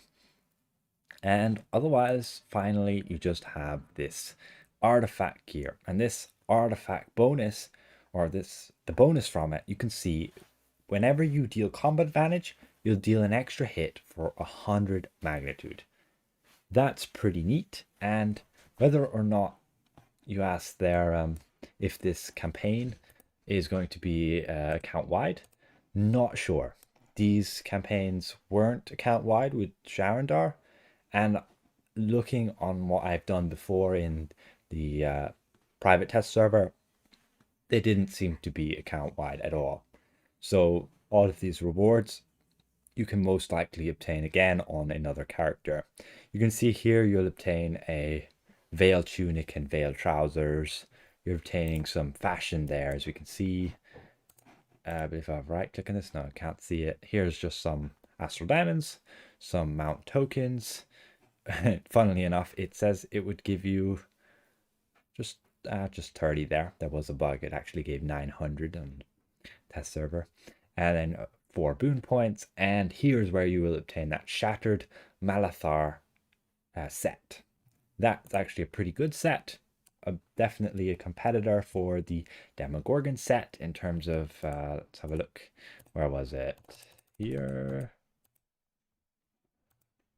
No, the Demogorgon set doesn't seem to be on this previous server, but basically it can deal that 100 magnitude every time you deal combat advantage damage. That can be very good, but only if it scales with your stats.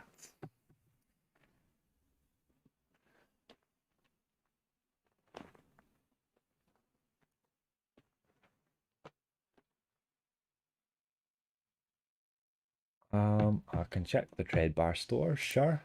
The trade bar store, basically enchantments have been removed. Otherwise, everything else seems the same. Still have your consumables, still have your mounts and insignias here. Still purples still. Your companions, still the same there with your tokens. Artifacts, still the same there. Equipment, let's say for a paladin, it's still the mountaineer set, very outdated. And finally, the fashion, I believe, still all the same, along with dyes. So nothing really new there at all. And otherwise, there's no Zen market on the previous server, so the only thing you can get here is campaign completion tokens.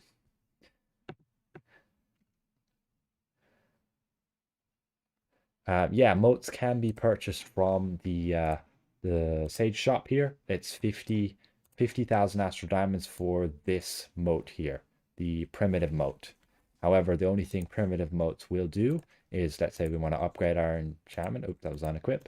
If you want to upgrade our enchantment, primitive motes will basically be a 1% chance. If you go back in the stream, you can see we tried to upgrade one of these enchantments with primitive motes, and it was a bit bugged for some of the time.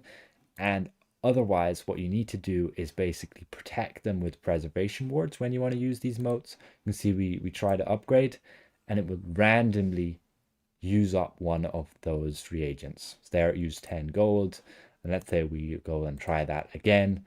This time around, it might use up something different. There we go. It used the glyphs, which is a sore loss because each of those is 50,000 astral diamonds. And that's why you would use your preservation wards to still go and protect them if you have them. And otherwise, coal wards will do the same thing as normal, give you a 100% chance. Now, otherwise, we were talking about this set, and basically it seems to have the same similar bonus as you would have on, I believe, Oppressive Opportunity on the Rogue, basically giving you that extra damage whenever you deal combat advantage damage. And as for the artifact itself, doesn't seem to be such a great artifact. It does have the ability to reduce the enemy's defense by 15%, so very similar to your Howler's Blast Scepter. It's not as good as having like a 15% bonus to damage, but still useful since it can stack with the other artifacts. Again, it's one of the newer ones with 1200 item level. And in fact, they have actually updated the older artifacts to now have 600 item level. All the storyteller journals have 600 item level, which is the same item level as like your erratic drift globe, your sigil of the paladin, your thirst, your wyvern knives. So the only difference now we have is 600 item level to our 1200 item level, which is like this Milithar's fragment. And you also then have, I believe, those artifacts you could get from Echoes of Prophecy. They'll have 1200 as well. You had your, which ones was it from again? I believe the first one. Yeah, you had your artifact set here and here.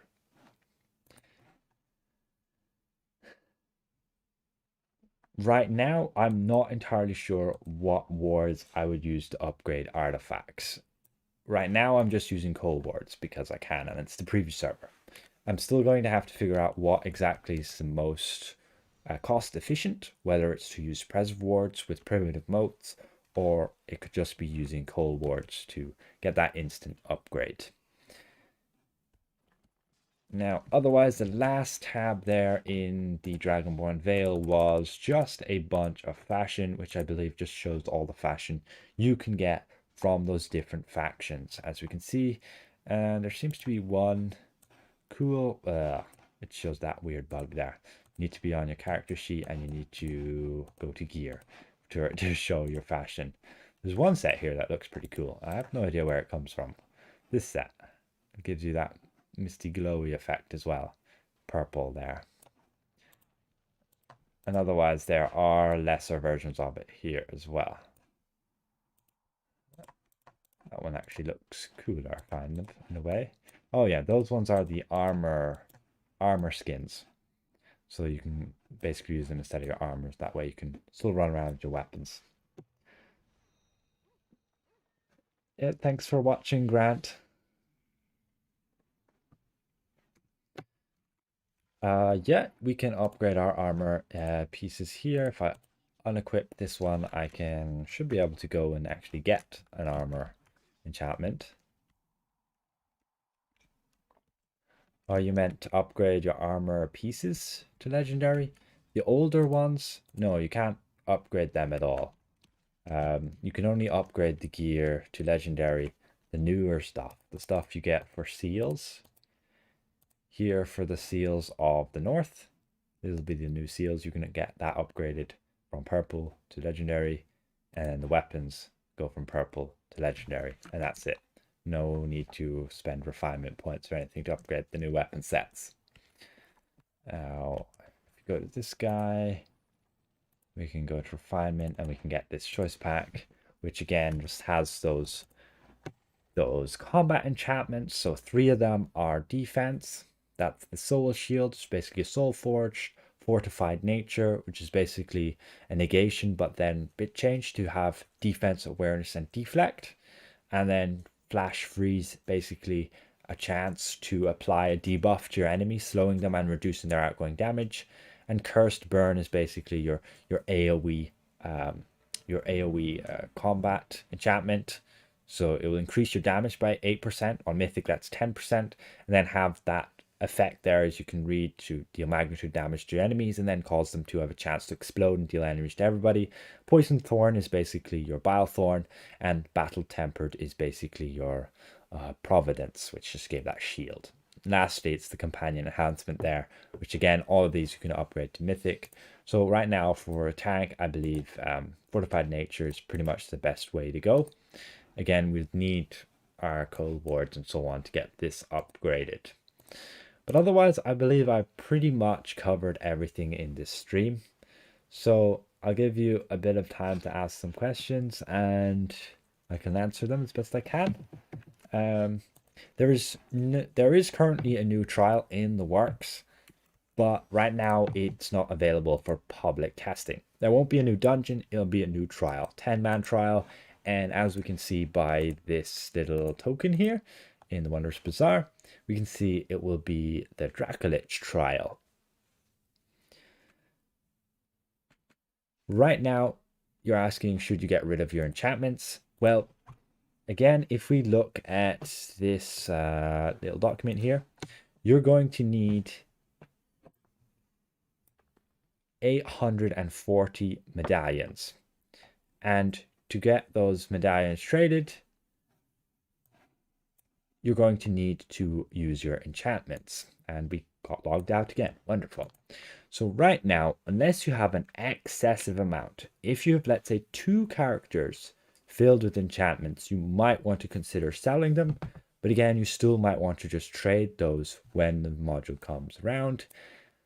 And then you can go and basically get those medallions to then get those enchantments again.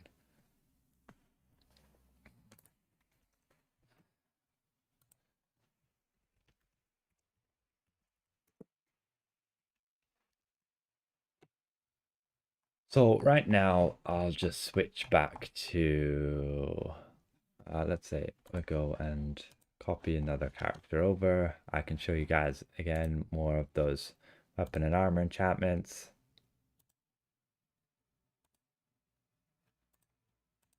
Let's see, we do this here.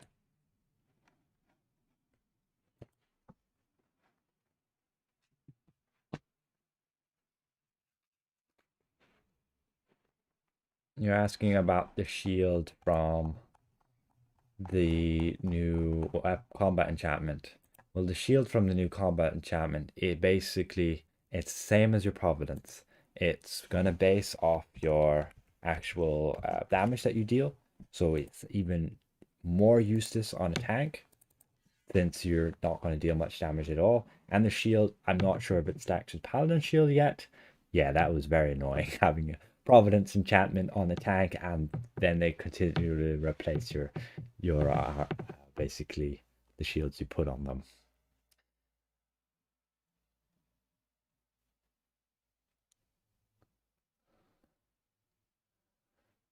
So mythic insignias and mythic collar stats and bonuses are so small compared to enchantments. Yeah, basically, the new mythic enchantments give double the amount that a mythic insignia would give, and 500 more item level than a mythic collar would give. And as for did they do any work on a wizard? Not that I'm aware of at all. Anybody who has played a wizard, they haven't told me anything about any changes, and there doesn't seem to have been anything in the works about class adjustments and so on.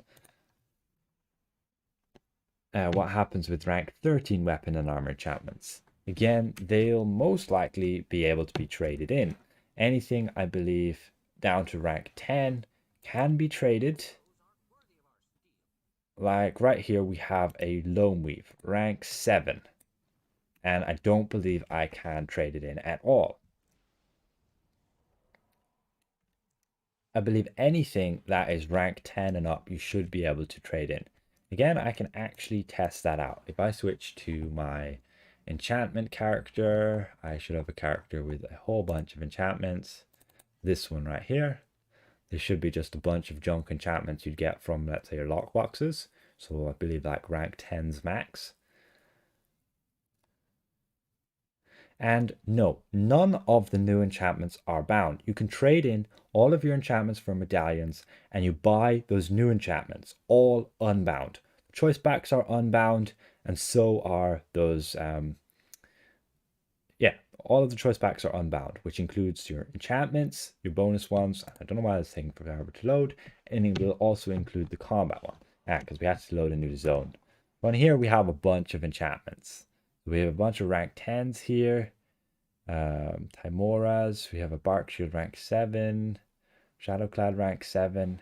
And I believe all of those are just going to end up as junk because you won't be able to trade them in. And the best weapon enchantment for healers is nothing. There's apparently no weapon enchantment right now, or combat enchantment as you call it, that is good for a healer. Right now, all that the combat enchantments do is either give you a bonus to damage or a bonus to your damage resistance, so you take less damage. And these enchantments you can see right here are the ones we've given for free, which are all legendary, so have a lot of item level, but have no upgrade ability. If they do give that to players, to new players who have characters in the game, that could be very decent. You're basically gaining a whole free set of enchantments right there that give you a lot of item level, more than the ones you would currently have. But again, these are not upgradable and the cap is mythic.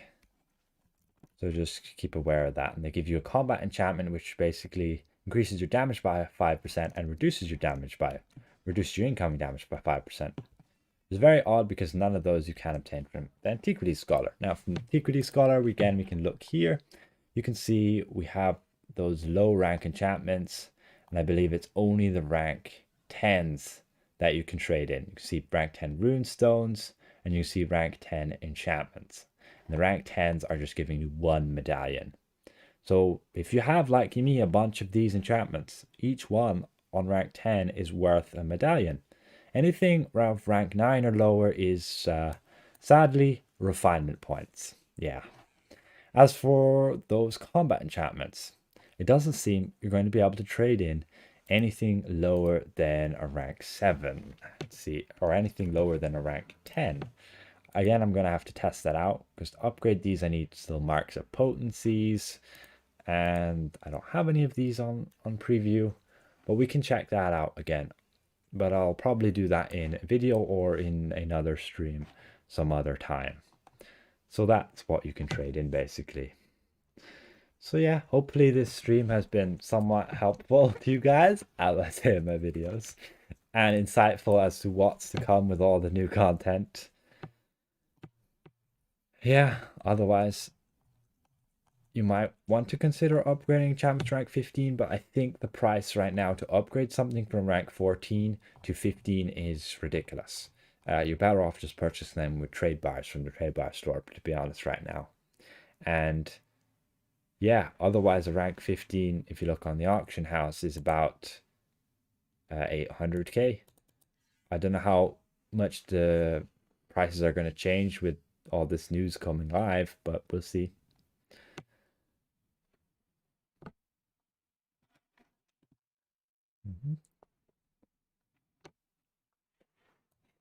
And finally, yeah, with what's up with marks of potencies, Sneaky Snake. Yeah, we don't really know right now. Marks of potencies can still be used to upgrade artifacts, it seems. But otherwise, there's no current exchange for marks of potencies. Most likely, at least I hope, there should be an exchange at least to get your Astral Diamonds back. You want to inspect any lockbox? Okay, I can do so. See if I have any here. Maybe in the guild bank. I can inspect one from Wondrous Bazaar, right? I didn't mean to inspect it. I don't think anything's changed with it.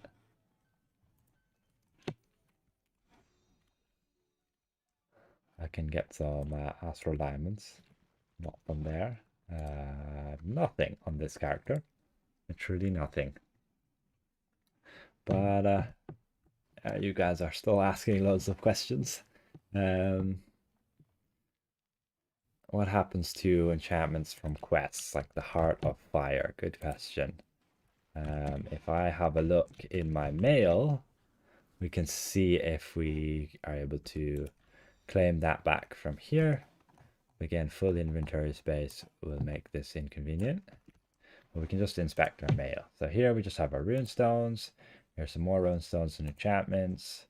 More stuff there. I can't remember exactly what the Heart of Fire looks like. I don't believe it's there. Silveries and darks. My bark shield. Tacticals. Radiance, Gigantics, Darks. Technically, the Heart of Fire should be tradable in, which means at least you're getting value out of that then. But that would mean you could infinitely farm it, no? If you created a new character and then got your Heart of Fire, traded it in.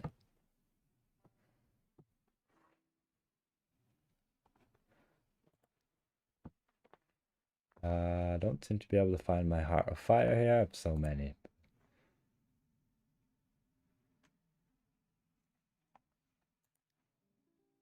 They're all just Radiants.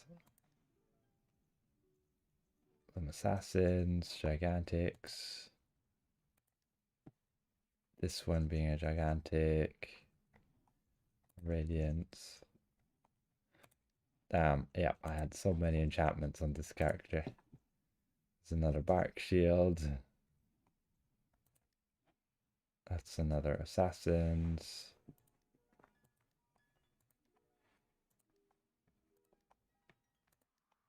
And yeah, I can't find the Heart of Fire right now. But yeah, basically, I'll run through the questions that you guys have and have asked and that they haven't answered in the stream. And I'll try to get back to you guys in like a video or potentially some other means. And yeah, hopefully that again this stream has been insightful to you guys with what's to come. And thank you very much, all of you who have joined me on this stream. It was my first time again doing this, and I was pretty excited to do it. And I finally have had, or I finally was able to get good enough internet to be able to do this for you guys. So yeah, I'm going to wrap up the stream here and we're going to conclude it there. Yeah, that was nearly 2 hours, right?